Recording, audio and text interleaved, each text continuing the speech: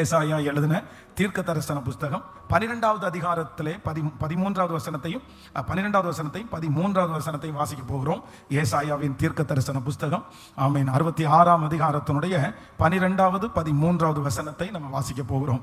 கர்த்தர் சொல்லுகிறது என்னவென்றால், இதோ நான் சமாதானத்தை ஒரு நதியை போலவும் ஜாதிகளின் மகிமையை புரண்டோடுகிற ஆற்றை போலவும் அவர்களிடமாய் பாயும்படி செய்கிறேன்.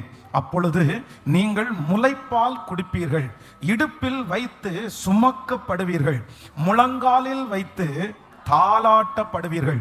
ஒருவனை அவன் தாய் தேற்றுவது போல நான் உங்களை தேற்றுவேன், நீங்கள் எருசலேமிலே தேற்றப்படுவீர்கள். இன்னொரு விஷயம் கூட எல்லாரும் சத்தமாய் அந்த வசனத்தை நம்ம கொஞ்சம் வாசிக்கலாம். கர்த்தர் சொல்லுகிறது என்னவென்றால், இதோ நான் சமாதானத்தை ஒரு நதியை போலவும் ஜாதிகளின் மகிமையை புரண்டோடுகிற ஆற்றை போலவும்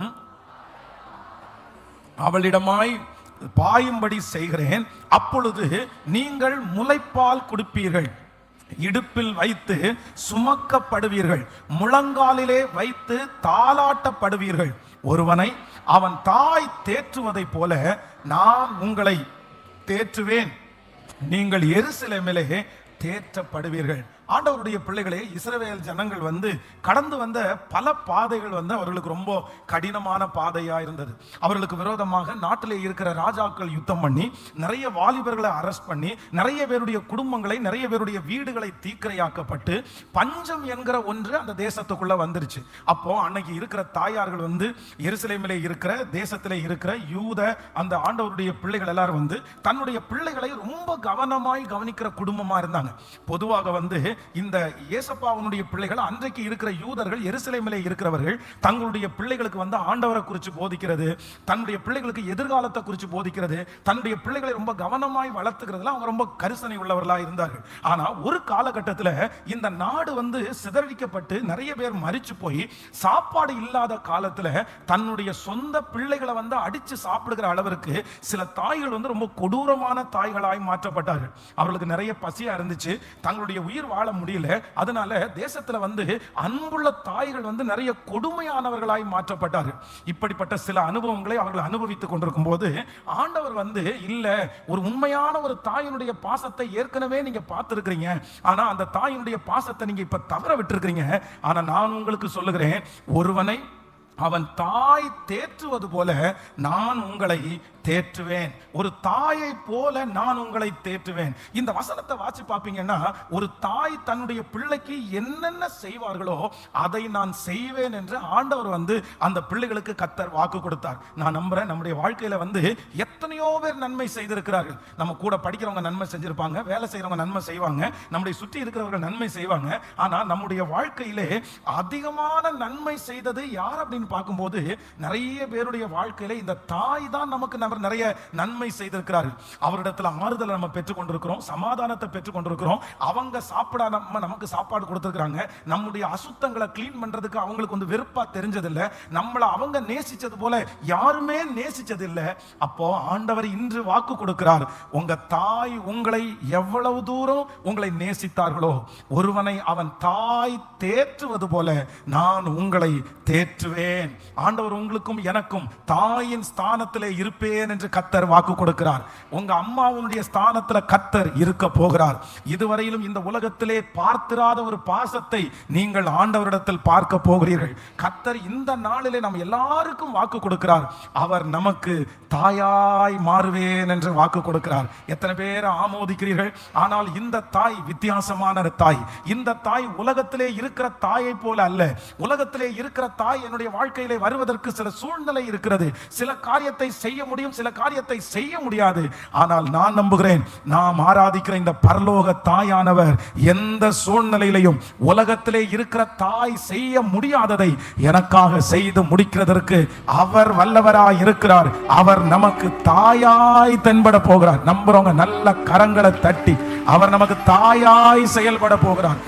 விசேஷமாய் இன்னும் சில நாட்களுக்குள்ளாய் அந்த தாயினுடைய ஒரு அரவணைப்பை நீங்கள் பார்க்க போகிறீர்கள். தாயினுடைய அரவணைப்பு உங்களுக்கு தெரிய போகிறது. அந்த தாய் இருந்த இடத்திலே கர்த்தர் இருந்து பெரிய காரியத்தை நமக்கு செய்ய போகிறார். இந்த ஜெபத்திலே இருக்கிற யாரோ ஒருத்தர் உங்களுடைய தாயினுடைய பாசத்தை இழந்திருக்கலாம். அவர்கள் வியாதியின் நிமித்தமாய் நீங்கள் இழந்திருக்கலாம். எங்க அம்மா சுகமா இருக்கும்போது என்னை எவ்வளவு நல்லா பார்த்தாங்க, எவ்வளவு நல்லா விசாரிச்சாங்க, எங்க அம்மா உயிரோடு இருக்கும்போது எவ்வளவு நல்லா என்ன பார்த்துக்கிட்டாங்க.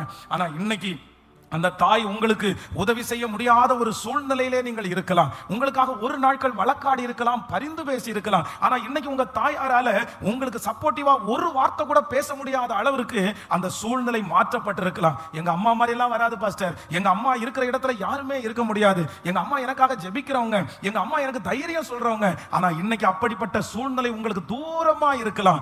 ஆனா ஆண்டவர் உங்களுக்கு கிருபையாய் வாக்கு கொடுக்கிறார். ஒருவனை அவன் தாய் தேற்றுவது போல நான் உங்களை தேற்றுவேன், உங்களை தேற்றுவேன். அந்த தாயினுடைய பாசத்தை விட மேலான ஒரு பாசத்தை சீக்கிரமாய் நீங்கள் பார்ப்பீர்கள். அந்த தாய் செய்ததை விட ஒரு மடங்கு பெரிய காரியத்தை உங்களுக்காக ஆண்டவராகிய இயேசு கிறிஸ்து செய்வேன் என்று நிச்சயம் கர்த்தர் வாக்கு கொடுக்கிறார். அந்த தாயினுடைய துக்கம் நீங்கி ஈசாக்கு ஆறுதல் அடைந்தது போல உங்களுக்கு ஒரு ஆறுதலை கர்த்தர் தருவேன் என்று வாக்கு கொடுக்கிறார். ஒருவனை அவன் தாய் தேற்றுவது போல நான் உங்களை தேற்றுவேன். நம்முடைய ஆண்டவர் நமக்கு யாராமா? நம்முடைய தேவன் நமக்கு அம்மா, நமக்கு தாய். எத்தனை பேர் ஆமோதிக்கிறீர்கள்? ஆண்டவரை வந்து தாராளமா கூப்பிடலாம். என்ன கூப்பிடலாம்னா அம்மான்னு தாராளமா ஏசப்பாவை கூப்பிடலாம்.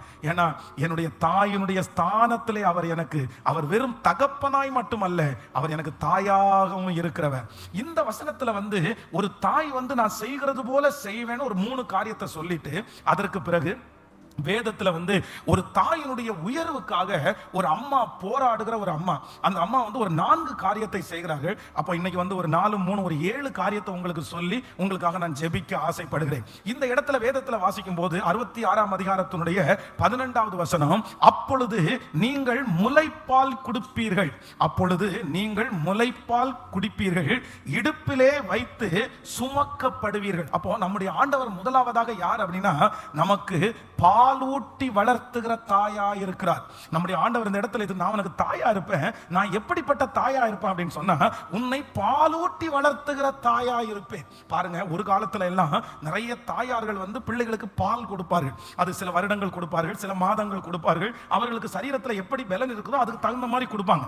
ஆனா இந்த பாலூட்டி வளர்த்துற பிள்ளைகளுக்கும் பால் கொடுக்காம வளர்த்துற பிள்ளைகளுக்கும் வித்தியாசம் இருக்குது. எதுக்காக ஒரு தாய் வந்து தன்னுடைய பிள்ளைகளுக்கு பால் ஊட்டி வளர்த்துறாங்கன்னா அந்த பிள்ளைகளுக்கு வந்து எதிர்ப்பு சக்தி வந்து அந்த தாயாருடைய பால்ல தான் இருக்குது. தங்களுடைய பலன் வந்து அந்த தாயாருடைய பால்ல தான் இருக்குது. அதுல இருக்கிற வந்து சத்துக்கள் வந்து அந்த சரீரத்துல வரும்போதுதான் அந்த பிள்ளை வந்து எல்லாத்தையும் எதிர்த்து அப்படியே தைரியம் உள்ள ஒரு பிள்ளையாய் வளர்கிறது. ஆனா இன்னைக்கு இருக்கிற இன்னைக்கு இருக்கிற காலங்கள்ல வந்து அப்படி மாறிடுச்சு. தன்னுடைய பிள்ளைகளுக்கு வந்து நிறைய பேர் கல்யாணம் பண்ண மாட்டோம், குழந்தைய பெத்தெடுக்க மாட்டோம். ஏன் நான் குழந்தைய பெத்தெடுக்க மாட்டேன் அப்படின்னு சொன்னா, நான் வந்து அப்படியெல்லாம் ஒரு பிள்ளையை பெத்தெடுத்து அப்படி வளர்த்து அதுக்கு பால் கொடுத்து அப்படியெல்லாம் நான் இருக்க மாட்டேன். நான் வந்து அது என்னுடைய உடம்பு கெட்டு போயிடும், என்னுடைய உடம்பினுடைய அந்த சூழ்நிலைகள் எல்லாம் மாறும். அப்படி நிறைய பேர் இருக்கிறார்கள். ஆனா இங்கே ஆண்டவர் நமக்கு என்ன வாக்கு கொடுக்கிறார் அப்படின்னா, நான் உன்னை பாலூட்டி வளர்த்துகிற தாயாய் மாறுகிறவர். ஆமென். திருவசனம் என்னும் களங்கமில்லாத ஞான பாலை நமக்கு ஊட்டி கர்த்தர் வளர்த்துகிறவர். அவர் உங்களுக்கு வசனத்தை கர்த்தர் சொல்லி தர போறாரு. வசனத்தினுடைய விளக்கத்தை ஆண்டவர் சொல்லி தர போறாரு. ஒரு தேவனுடைய பிள்ளைக்கு எந்த அளவிற்கு இந்த திருவசனமாகிய ஞான பால் எத்தனை இருதயத்தில் இருக்குதோ அவங்க தான் விழமாட்டாங்க, அவங்க தான் பலசாலியா இருப்பாங்க. சத்துரு எதிர்த்து வரும்போது நோய் எதிர்ப்பு சக்தியை போல செயல்படுகிறது என்னன்னா ஆண்டவருடைய வசனம், ஆண்டவருடைய வார்த்தை. அந்த வார்த்தையை கர்த்தர் உங்களுக்கு போதிப்பேன் என்று வாக்கு கொடுக்கிறார். நான் நம்புறேன் இதற்கு பிறகு ஆண்டவர் நிறைய வசனத்தினால கர்த்தர் உங்களை நிரப்ப போறாரு. வசனத்திற்கு நேராய் கர்த்தர் உங்களை இழுக்க போகிறார். உங்க பிள்ளைகள் நிறைய வசனங்களை கர்த்தர் தெரிந்து கொள்ள உதவி செய்ய போறாரு. நீங்க இந்த ஊழியத்துல நிறைய போராட்டங்கள் வரும். இந்த ஊழியத்துல சிலர் நிற்பார்கள், சிலர் விழுந்து போவார்கள். சிலர் ஆரம்பிக்கும் போது வேகமா ஆரம்பிச்சுவாங்க. ஆனா கொஞ்ச காலம் தாண்டினதற்கு பிறகு அவர்களால கண்டினியூ பண்ண முடியாது. இந்த ஊழியத்துல நிற்க முடியாமல் விழுந்து போகிறவங்களை நீங்க பாத்தீங்கன்னா அவங்க எது இல்லாம இருப்பாங்கன்னா வசனம்ன்ற ஒண்ணு அவங்களுக்குள்ள இல்லாம இருக்கும். வசனம் யாருக்குள்ள எல்லாம் அதிகமா இல்லையோ அவங்களுக்கெல்லாம் எதிர்த்து நிற்கிறதுக்கு சக்தியே இருக்காது. அதனால இன்றைக்கு ஆண்டவர் ஒரு தாயை போல தேற்றுகிறவர். உங்களுக்கும் எனக்கும் கொடுக்கிற முதல் ஆசீர்வாதம் என்னன்னா, எனக்கு திருவசனமாகிய களங்கமில்லாத அந்த ஞான பாலை எனக்கு ஊட்டி வளர்த்துகிற கர்த்தர். இந்த திருச்சபையை ஆண்டவர் அதற்காக தான் உங்களுக்கு தந்திருக்கிறார். நீங்கள் வேதத்தை இனி திறந்து படிக்கும் போது ஒரு தாயை போல ஆண்டவர் சொல்லி கொடுக்கிறதற்கு வல்லவராய் இருக்கிறார். இங்கே இருக்கிற ஒவ்வொரு தாய்மார்களும் உங்க பிள்ளைகளுக்கு என்ன சொல்லி கொடுக்கணும்னா, திருவசனத்தை, அப்படி களங்கமில்லாத அந்த ஞான பாலை உங்க பிள்ளைகளுக்கு வசனத்துல உங்க பிள்ளைய வளர்த்துட்டீங்கன்னு வச்சுக்கோங்களேன். வசனத்தை உங்க பிள்ளைகளுக்கு சொல்லி கொடுத்துட்டீங்கன்னா அவங்க எந்த இடத்துல எந்த உபதேச மாற்றம் வந்தாலும் அவர்கள் ஒரு நாளும் விழமாட்டார்கள். கடைசி வரையிலும் கர்த்தருக்கு சாட்சியா இருப்பார்கள். ஆமென். நம்பர் 2, இரண்டாவதாக ஆண்டவர் உனக்கு நான் தாயா இருப்பேன். எப்படிப்பட்ட தாயா ஆண்டவர் இருப்பாராமா? நம்பர் 2 அதுல வாசிக்கும் போது, இடுப்பில் வைத்து சுமக்கப்படுவீர்கள். எப்படியாமா? இடுப்பிலே வைத்து சுமக்கப்படுவீர்கள். நீங்க இங்க இருக்கிற பெரியவங்கள்ட்ட எல்லாம் கேட்டு பார்க்கும்போது அவங்க எல்லாருமே ஒரு அம்மாவுடைய இடுப்பிலே இருந்து வளர்ந்தவர்கள். ஃபர்ஸ்ட்ல எல்லாம் பார்க்கும்போது நிறைய பிள்ளைகளை தூக்கி எங்க வச்சுக்குவாங்க அப்படின்னு சொன்னா இந்த இடுப்புல வச்சுக்குவாங்க. ஆனா இன்னைக்கு எல்லாம் நம்ம நிறைய பேரை பார்க்கும்போது இடுப்புல தூக்கி சுமக்கிற பிள்ளைகளை பார்க்க முடியாது. இன்னைக்கு கங்காரு குட்டி மாதிரி முன்னாடி பாத்தீங்கன்னா ஒரு பேக் மாதிரி ஒண்ணு மாட்டி அதுக்குள்ள அந்த குழந்தையை தூக்கி காலையும் கையும் வெளியே தள்ளிட்டு நெஞ்சு மேலேயோ இல்ல பின்னாடியோ கட்டி அப்படி இன்னைக்கு ரொம்ப ட்ரெண்டா மாறிடுச்சு. ஆனா ஆண்டவர் என்ன சொல்றாரு அப்படின்னா, இடுப்பிலே வைத்து சுமக்கப்படுவீர்கள். ஒரு பிள்ளைய ஒரு தாய் இடுப்புல வச்சு ஏன் சுமக்குறாங்க, எதுக்கு சுமக்குறாங்க அப்படின்னா, அவங்க நடந்து போகும்போது ஒரு இடத்திற்கு போகணும், ஒரு டெஸ்டினேஷனுக்கு போகணும். அந்த இடத்திற்கு போகிறதற்கு இந்த பிள்ளையை அழைக்கும் போது இந்த பிள்ளையால வர முடியாது, இந்த பிள்ளையால நடக்க முடியாது, இந்த பிள்ளை கத்தும், இந்த பிள்ளை எனக்கு கால் வலிக்குதுன்னு சொல்லும்.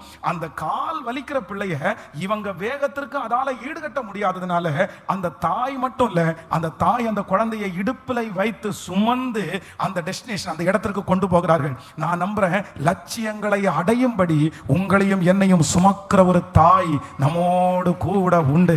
நமக்கு அவர் தாயா இருக்கிறார். அவர் எப்படிப்பட்ட தாயா இருக்கிறார் அப்படின்னா, நீங்க அடைய வேண்டிய லக்குகள், நீங்கள் அடைய வேண்டிய உயர்வுகள், போக முடியாத அளவிற்கு உங்களுடைய கால்கள் வலிக்கலாம், பலனே இல்லாமல் இருக்கலாம். ஆனா கர்த்தர் இன்னைக்கு வாக்கு கொடுக்கிறார், நீங்கள் இடுப்பிலே வைத்து சுமக்கப்படுவீர்கள்.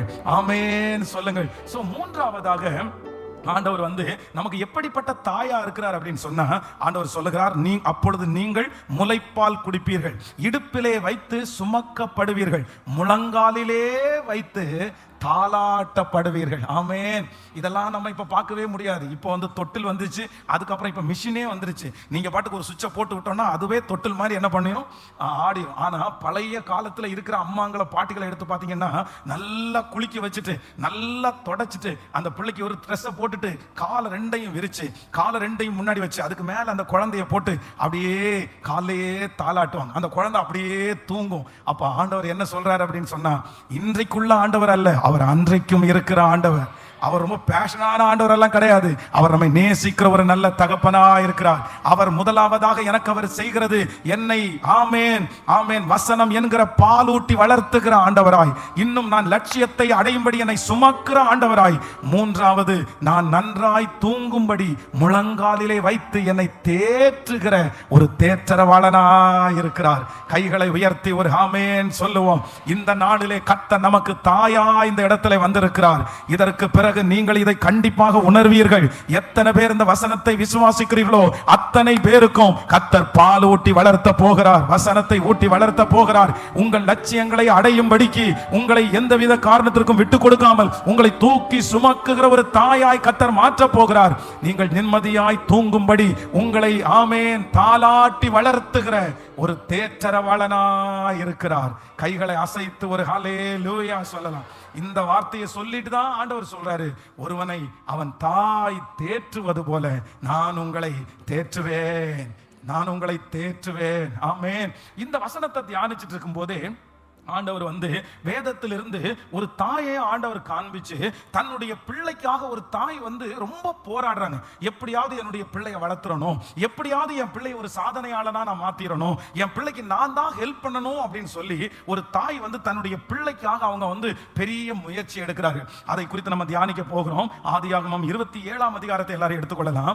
ஆதியாகமம் 27ஆம் அதிகாரத்தினுடைய 5வது வசனத்தை வாசிக்கலாமா? 27ஆம் அதிகாரம் 5வது வசனத்திலிருந்து 7வது வசனம் வரைக்கும் வாசிக்கலாம். ஈசாக்கு தன் குமாரனாகிய ஏசாவோடே பேசுகையில் ரெபெக்காள் கேட்டு கொண்டிருந்தாள். ஏசா வேட்டையாடி கொண்டு வரும்படி வனத்திற்கு போனான். அப்பொழுது ரெபெக்காள் தன் குமாரனாகிய யாக்கோபை நோக்கி, உன் தகப்பன் உன் சகோதரனாகிய ஏசாவை அழைத்து நான் புசித்து எனக்கு மரணம் வரும் முன்னே கர்த்தரை முன்னிட்டு உன்னை ஆசீர்வதிக்கும்படி நீ எனக்காக வேட்டையாடி அதை எனக்கு ருசியுள்ள பதார்த்தங்களாய் சமைத்து கொண்டு வா என்று சொல்ல கேட்டேன். நல்லா கவனிச்சுங்க ஆண்டவருடைய பிள்ளைகளே, இந்த இடத்துல ஒரு தாயும் ஒரு தகப்பனும் 2 மகன்களை குறித்து சொல்லப்படுகிறது. அப்படின்னா ஒரு அம்மா இருக்காங்க, ஒரு அப்பா இருக்காங்க, அதுக்கப்புறம் அவங்களுக்கு வந்து 2 பிள்ளைங்க. ஒருத்தருடைய பேர் என்ன அப்படின்னா ஏசா, இன்னொருத்தருடைய பெயர் யாக்கோபு. ஆனா இந்த ஏசா வந்து மூத்தவன், யாக்கோபு வந்து இளையவன். ஆனா வேதம் சொல்லுது மூத்தவனா இருந்தாலும் அவனுடைய குதிகால பிடிச்சிட்டு வந்த இளையவன் யாருக்கு தலைவனா இருப்பான் அப்படின்னா மூத்தவனுக்கு அவன் தான் தலைவனா இருப்பான் அப்படின்னு ஆண்டவர் சொல்லிட்டார். ஆனா அந்த குழந்தைங்க இப்ப பிறக்குது. பிறக்கும் போது ஏசாவை குறித்து வேதம் சொல்லுகிறது, அவன் ரோமம் மிகுந்தவனா இருக்கிறான். அப்படின்னா அவனுக்கு என்ன பண்ணுன்னா நிறைய முடி இருக்குது, கைகால எல்லாம் நிறைய முடி இருக்குது. ஆனா இளையவன் அப்படி இல்லை. வேதம் சொல்லுகிறது அவன் குணசாலியும் அவன் கூடாரவாசியுமா இருக்கிறான். அப்போ ஒரு பிள்ளை வந்து அப்பாவுக்கு பின்னாடி போகுது, ஒரு பிள்ளை அம்மாவுக்கு பின்னாடி போகுது. நான் முதல்ல சொன்னது போல எப்பவுமே உலகத்துல இருக்கிற தகப்பனாருக்கும் தாயாருக்கும் வித்தியாசம் இருக்குது. தகப்பனாருடைய சிந்தை எப்போ என்ன இருக்கும் அப்படின்னா, ஜெயிக்கிற பிள்ளைகளை இன்னும் கொஞ்சம் ஜெயிக்க பண்ணணும்னு அப்பா நினைப்பாங்க. அவங்களுக்கு சந்தோஷமா இருக்கும். தன்னுடைய பேரை எங்கேயாவது ஒரு இடத்துல பிள்ளைங்க பெருமைப்படுத்திருச்சுன்னா அவ்வளவு மகிழ்ச்சியா இருக்கும். அதே போல இந்த ஏசா வந்து வேட்டையாடுகிறான். அவன் ரொம்ப பலசாலி. ஆம்பளை அப்படின்னு சொன்னா அவன் ஆம்பளை மாதிரியே இருப்பான். அவன் வந்து கத்தியை தூக்கிட்டு போவான், ஓடி போய் முயலை வேட்டையாடுவான், மானை வேட்டையாடுவான். தன்னுடைய தகப்பனாருக்கு கொண்டு வந்து ருசியுள்ள பதார்த்தத்தை கொடுக்கும் போது அவங்க அப்பா, என்ன நான் பிள்ளை இல்லப்பா, சிங்கக்குட்டியை நான் பெத்து வச்சிருக்கிறேன் அப்படின்னா அவரை ரொம்ப அவங்க அப்பா உயர்த்துவார். ஆனா அதே நேரத்தில் அந்த வீட்டிலேயே எதுக்குமே முடியாம நம்ம வீட்டில் கூட பார்க்கும்போது சில பிள்ளைங்க பார்த்தீங்கன்னா ரொம்ப பலசாலியா இருப்பாங்க. அவங்களுக்கு உடம்பெல்லாம் ஸ்ட்ராங்கா இருக்கும், அவங்களுக்கு முடியெல்லாம் நிறைய இருக்கும். ஆனா சில ஆம்பளை பிள்ளைங்க தொட்டிங்கன்னா பார்த்தீங்கன்னா முழுக்குன்னு இருப்பாங்க. அவனை பார்த்தீங்க அப்படின்னா பலூன் அடைச்ச காத்து மாதிரி சில நேரத்தில் அப்படியே பெருகி ஊதி அவனுக்கு வந்து போக முடியாம சோர்ந்து போய் உட்கார்ந்து. அப்போ ஒரே குடும்பத்தில் 2 பேர். இந்த தகப்பன் என்ன நினைக்கிறார் அப்படின்னு சொன்னா, நான் சின்னவனை ஆசீர்வதிக்கிறதுக்கு நான் விரும்பல. ஏன் அப்படின்னா சின்னவன் எங்க அவன் பாட்டுக்கு அவங்க அம்மா பின்னாடி போயிட்டு இருக்கிறான், அவனுக்கு என்ன எதிர்காலம் இருக்குன்னு எனக்கு தெரியல, அவன் எப்படி வருவான்னு எனக்கு தெரியல. ஆனா எனக்கு ஒரு பிள்ளை இருக்குது, பலசாலியான பிள்ளை, எனக்கு ஒரு பிள்ளை இருக்குது. அந்த பிள்ளை மூத்த பிள்ளை. எப்பவுமே இஸ்ரவேலுக்குள்ளே முதல் பிறக்கிற பிள்ளைக்கு பாத்தீங்கன்னா சேஷ்ட புத்திர பாகம். அவன் பிறக்கும் போதே அவனுக்கு என்ன உண்டுன்னா டபுள் மடங்கு ஆசீர்வாதம். பிறக்கும் போதே அவனுடைய தலையில வந்து பெரிய எழுத்தா எழுதப்பட்டிருக்கிறது. பிறக்கும் போதே அவன் வந்து ரொம்ப வெற்றியாளனாய் பிறந்தவன். அப்போ எனக்கு மூத்த பிள்ளை இருக்குது, அந்த பிள்ளையை இன்னும் நான் பிளஸ் பண்ண விரும்புறேன், இன்னும் ஆசீர்வதிக்க விரும்புறேன். தன்னுடைய தகப்பனார் தன்னுடைய மூத்த மகனை கூப்பிட்டு, ஐயப்பா நான் மரணம் அடைய போகிறேன், என்னுடைய கண்ணு 2மே இப்ப தெரியல, நான் மரணம் அடைகிறதுக்கு முன்னாடி உன்னை நான் ஆசீர்வதிக்கிறதுக்கு விரும்புறேன், நீ போய் வேட்டையாடி ஒரு நல்ல பொருளை வந்து எனக்கு ருசியா சமைச்சிட்டு வா, நான் சாப்பிட்டு உன்னை ஆசீர்வதிக்கணும் அப்படின்னு அவங்க அப்பா சொல்றாரு. அவங்க அப்பா சொல்லும் போது வேதம் சொல்லுது, அவங்க அம்மா கேட்டுட்டு இருக்கிறாங்க. கேட்டுட்டு இருக்கிற அம்மாவுக்கு வந்து, எப்பா ஏற்கனவே அவனுக்கு சேஷ்ட புத்திர பாகம் இருக்குது, ஏற்கனவே ஒரு பலசாலியா இருக்கிறான், அவன் எங்க போனாலும் பொழைச்சுக்குவான், அவன் வந்து இதுக்கு முன்னாடியே கல்யாணம் பண்றதுக்கு கூட அவன் ரெடி ஆயிட்டான், அவன் வந்து நம்மளை ரொம்ப டிபெண்ட் பண்ணி எல்லாம் இல்ல. ஆனா நம்மகிட்ட இன்னொரு பிள்ளை இருக்குது, இந்த பிள்ளைக்கு மனசு சரியில்லை, இந்த பிள்ளைக்கு வந்து பலன் இல்லை, இந்த பிள்ளை ஒரு தைரியசாலியான பிள்ளை இல்லை. ஆனா அந்த பிள்ளையை எப்படியாவது உயர்த்தணும்னு அந்த அம்மாவுக்கு எப்படி கரிசனை இருந்துச்சோ, நான் நம்புறேன் இன்றைக்கு இந்த சத்தத்தை கேட்கிற உங்களுக்கும் எனக்கும் ஒருவேளை ஒரு ஜெயிக்கிறவங்களை தூக்கி விடுறதுக்கு எத்தனையோ பேர் இன்ட்ரெஸ்டா இருக்கலாம், படிக்கிறவங்களை தூக்கி விடுறதுக்கு எத்தனையோ பேர் இன்ட்ரெஸ்டா இருக்கலாம், இல்லைன்னா கொஞ்சம் அழகா இருக்கிறவங்களுக்கு வழிகளை அமைச்சு கொடுக்கிறதுக்கு எத்தனையோ பேர் தீவிரம் காமிச்சிருக்கலாம். நீங்க யாராவது ஒருத்தர் நினைக்கலாம், என்னுடைய பிள்ளைக்கு தான் யாரும் இல்லை, எனக்கு தான் அப்படி யாரும் இல்லை, நான் வந்து சமுதாயத்துல பின்தங்கி கிடக்கிறேன், நான் வந்து தூரத்துல நிக்கிறேன், எனக்கு யார் என்ன பண்ண முடியும், எனக்கு எப்படி செய்வாங்க. ஆனா நான் நம்புறேன், உங்களுக்கும் எனக்கும் ஒரு தாய் உண்டு, உங்களுக்கும் எனக்கும் ஒரு தாய் உண்டு. அந்த தாய் நல்லவர்களை பார்த்தும் உயர்ந்தவர்களை பார்த்தும் மரியாதைக்குரியவர்களை பார்த்தும் படித்தவர்களை பார்த்தும் சமுதாயத்திலே மதிப்புக்குரியவர்களை பார்த்தும் டேலண்ட் உள்ளவர்களை பார்த்தும் அல்ல, ஆகாது என்று தள்ளின அநேக கற்களை மூளைக்கு தலைக்கல்லாய் மாற்றுகிற அந்த தேவன் நமக்கு உண்டு. நம்புறவங்க நல்ல கரங்களை தட்டி, அவர் அந்த தாய் புறக்கணிக்கப்பட்டவர்களை தேடி போகிறார். அந்த தாய் ஹalleluya, யார் மனம் நொந்திருக்கிறார்களோ அவர்களுக்கு நேராக அந்த தாயாருடைய இருதயம் அந்த கடந்து போகிறது. அப்போ இந்த இடத்துல தகப்பனார் ஒருத்தரை பிளஸ் பண்ண நினைக்கிறாரு, தாயார் ஒருத்தருக்கு ஆசீர்வாதத்தை வாங்கி கொடுக்க நினைக்கிறாங்க. இல்லப்பா இல்லப்பா, உன்னை பற்றி எனக்கு கவலையே இல்லை, நீயும் என்னுடைய பிள்ளை தான். இந்த இந்த இந்த இந்த அம்மா வந்து அதுக்காக மூத்த பையனை வெறுத்துட்டாங்கன்னு சொல்ல முடியாது, மூத்த பையனை வேண்டான்னு சொல்ல முடியாது. ஏன்னா ஒரு நாள் இந்த சின்ன பையனுக்கு விரோதமாய் இவனை ஏமாத்திட்டான் அப்படின்னு சொல்லி அவன் கத்தியை தூக்கிட்டு வரும்போது, எப்பா நான் 2 பேரையும் ஒரே நாள்ல மரணமடைய கொடுக்க முடியாது, எனக்கு நீ 2 பேருமே பிள்ளைங்க தான், அதனால நான் உன்னை பாக்காட்டி கூட பரவாயில்ல, நீ வந்து ஒளிஞ்சிரு, 2 பேரும் இந்த மாதிரி சண்டை போடாதீங்கன்னு தன்னுடைய பிள்ளைகள் 2 பேரையும் நேசித்த தாய் தான். ஆனா இந்த தாயினுடைய பாசம் ஒருத்தர் மேல இருக்குது. ஏன் அப்படின்னு சொன்னா, இந்த பிள்ளைக்கு தான் யாரும் இல்ல, இந்த பிள்ளைக்கு தான் எந்த டேலண்டும் இல்ல, இந்த பிள்ளை தான் ரொம்ப ஒடுங்கின பிள்ளை. நான் நம்புறேன் இந்த செய்தியை கேட்டுக்கொண்டிருக்கிற ஆண்டவருடைய பிள்ளையே, நீ படிக்கிற இடத்துல நீ தான் ரொம்ப குறைவா படிச்சிருக்கலாம், ஒருவேளை நீ இருக்கிற இடத்துல நீ தான் ரொம்ப தள்ளப்பட்ட பர்சனா இருக்கலாம், உங்க வம்சத்திலேயே நீ தான் யாரும் இல்லாத ஒரு நபரா இருக்கலாம். என்னை தேடி பார்த்தா எனக்குள்ளதான் பாசம் எதுவுமே இல்லை. ஆனா நான் விசுவாசிக்கிறேன், ஆண்டவருடைய கண்கள் ஒரு தாயாரா இருந்து உங்க மேல இன்னைக்கு படுது. உங்களுக்காக அவர் வழக்காட போகிறார். உங்களை தூக்கி எடுக்கிறது தான் ஆண்டவருடைய சித்தம், உங்களை நிறுத்துறது தான் ஆண்டவருடைய சித்தம். தகப்பனாருடைய ஆசீர்வாதத்தை வாங்கி கொடுக்கிறதற்கு அன்றைக்கு ரெபெக்காள் போராடினது போல இன்றைக்கு உங்களை ஆசீர்வதிக்கிறதற்கு ஆமே நம்முடைய பரிசுத்த ஆவியானவராகிய தாயார் போராடுகிறார். நம்புறவங்க நல்ல கரங்களை தட்டி, உனக்காக போராடுகிற ஒரு தாய் உண்டு. பரிசுத்த ஆவியானவராகிய அந்த தாயார் உன்னை உயர்த்தும்படி, உங்களை அடுத்த லெவல் கொண்டு போகும்படி, நீங்கள் சிறந்திருக்கும்படி, அந்த தகப்பனாருடைய ஆசீர்வாதத்தை வாங்கும்படி உங்களை ஒரு தாய் வழி நடத்துறதற்கு கர்த்தர் வல்லவர். ஹalleluya. அப்போ இந்த இடத்துல வந்து எனக்கு ரொம்ப ஆச்சரியமா இருந்துச்சு. நம்பர் 1, முதலாவதாக வாசிக்கலாம், அந்த வசனத்தை வாசிக்கலாமே. நீங்கள் 27ஆம் அதிகாரத்தினுடைய 5வது வசனத்தை வாசிக்கலாம். ஈசாக்கு தன் குமாரனாகிய ஏசாவோடே பேசுகையில் ரெபெக்காள் ஆமென் கேட்டுக்கொண்டிருந்தாள். ஏசா வேட்டையாடி கொண்டு வரும்படி வனத்திற்கு போனான்.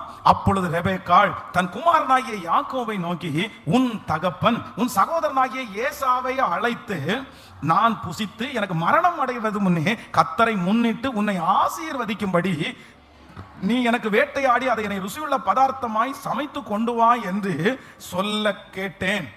நல்லா நினைச்சுக்குங்க, தன்னுடைய தகப்பனார் வந்து இப்ப மூத்த பையனை கூப்பிட்டு சொல்றாரு, இளைய பையனை அவர் கூப்பிடல. ஆனா இவருக்கு கண்ணு தெரியல, இவருக்கு முன்னாடி யாரெல்லாம் நிக்கிறாங்கன்னு தெரியாது.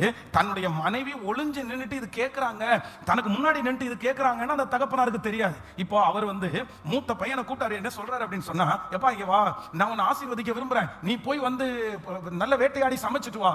இத அந்த தாய் வந்து கேட்ட உடனே தன்னுடைய இளைய மகனை கூப்பிட்டு என்ன சொல்றாங்கன்னா, உங்க அப்பா வந்து பேசிட்டு இருந்தாரு, இந்த மாதிரி வந்து எனக்கு சமைச்சிட்டு வா, நான் உன்னை பிளஸ் பண்ண போறேன்னு கேட்டுட்டு இருந்தாரு அப்படின்ற அந்த செய்தியை தன்னுடைய இளைய மகனுக்கு அவங்க கொண்டு போய் சேர்க்கிறாங்க.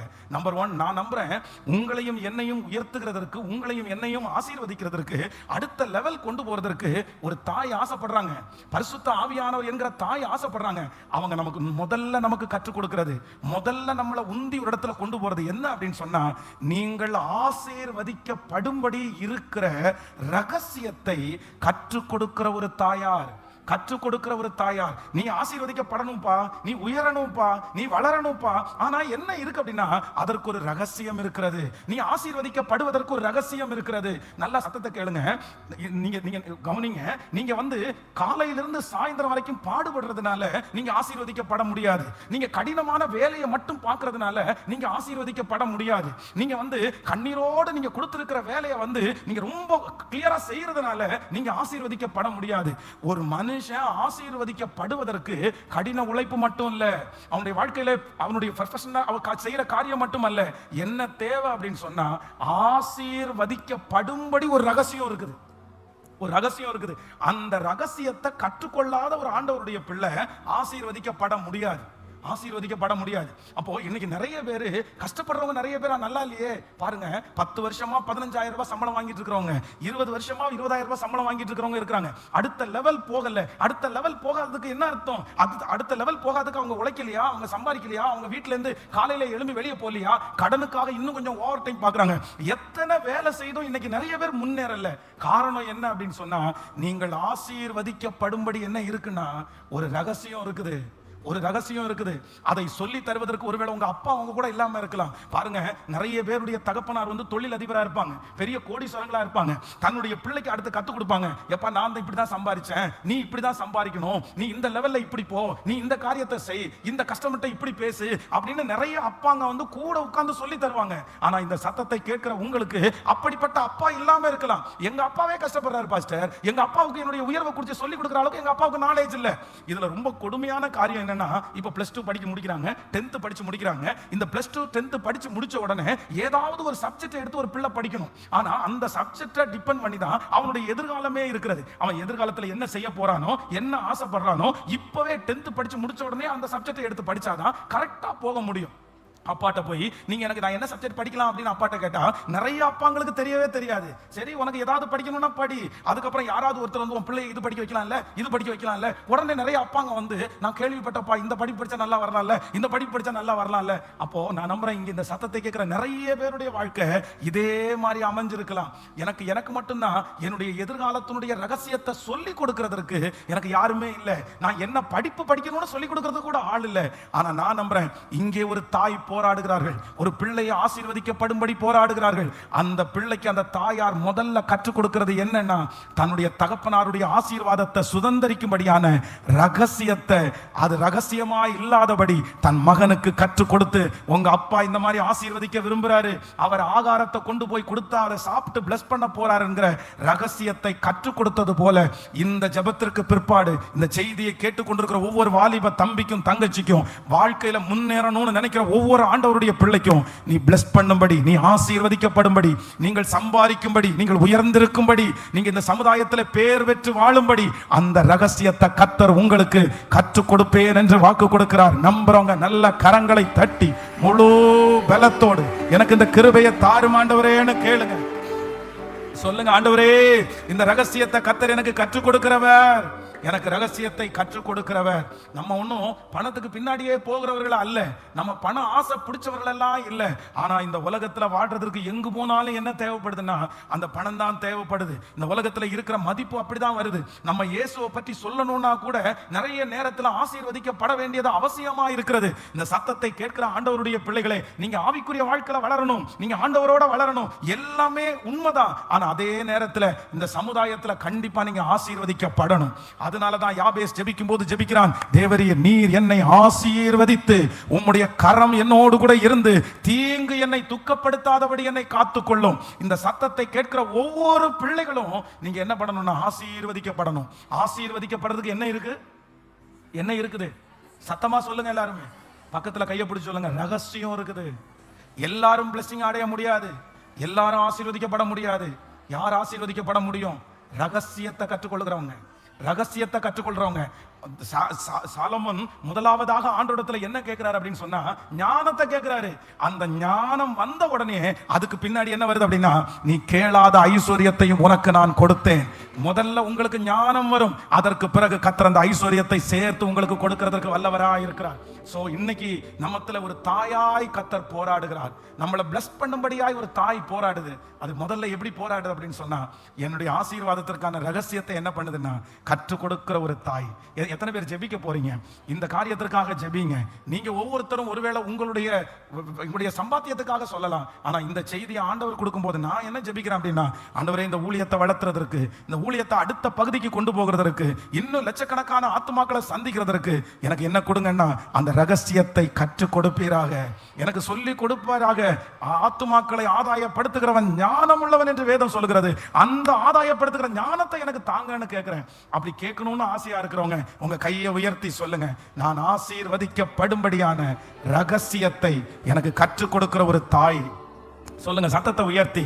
ஆமென். நிறைய அம்மா ஜெபம் பண்ணுங்க, நிறைய அப்பாங்க ஜெபம் பண்ணுங்க. ஏசப்பா, எனக்கே யார் அந்த ரகசியத்தை கத்து கொடுக்கல, எனக்கு நான் நிறைய பணத்தை இழந்தனே தவிர உன்னையுமே நான் ஆசீர்வாதமா வைக்கல, நான் நிறைய இழந்துட்டேன், என் பிள்ளைக்கு என்ன வழியில போகணும்னு சொல்லி கொடுக்கிறதுக்கு எனக்கு தெரியாது, இதை எடுன்னு கூட எனக்கு சொல்ல தெரியாது, இதுதான்டா உனக்கு எதிர்காலம்னு எனக்கு சொல்ல தெரியாது, நான் பேதையான ஒரு தகப்பன், நான் ஒரு பேதையான ஒரு தாய். ஆனா இன்னைக்கு பாஸ்டர் பிரசங்கம் பண்ணுகிறது உண்மையானால், ஆண்டவரே எங்களுக்காய் பரிந்து பேசுகிற ஒரு பரிசுத்த ஆவியானவர் என்கிற ஒரு தாய், என் மூத்த மகன் மேல உங்க கையை வைங்க, என் இளைய பிள்ளை மேல உங்க கையை வைங்க, அவன் ஆசீர்வதிக்கப்படும்படி அவனுக்கு கற்றுக் கொடுங்கன்னு சத்தத்தை உயர்த்தி கேளுங்க. நீங்க கேளுங்க, இந்த காரியத்தை ஆண்டவர் செய்வாராக. நீங்க இப்ப ஜெபிக்கிற ஜெபம் உங்க பிள்ளைகளுடைய எதிர்காலத்துல ஆசீர்வாதமாய் மாற போகிறது.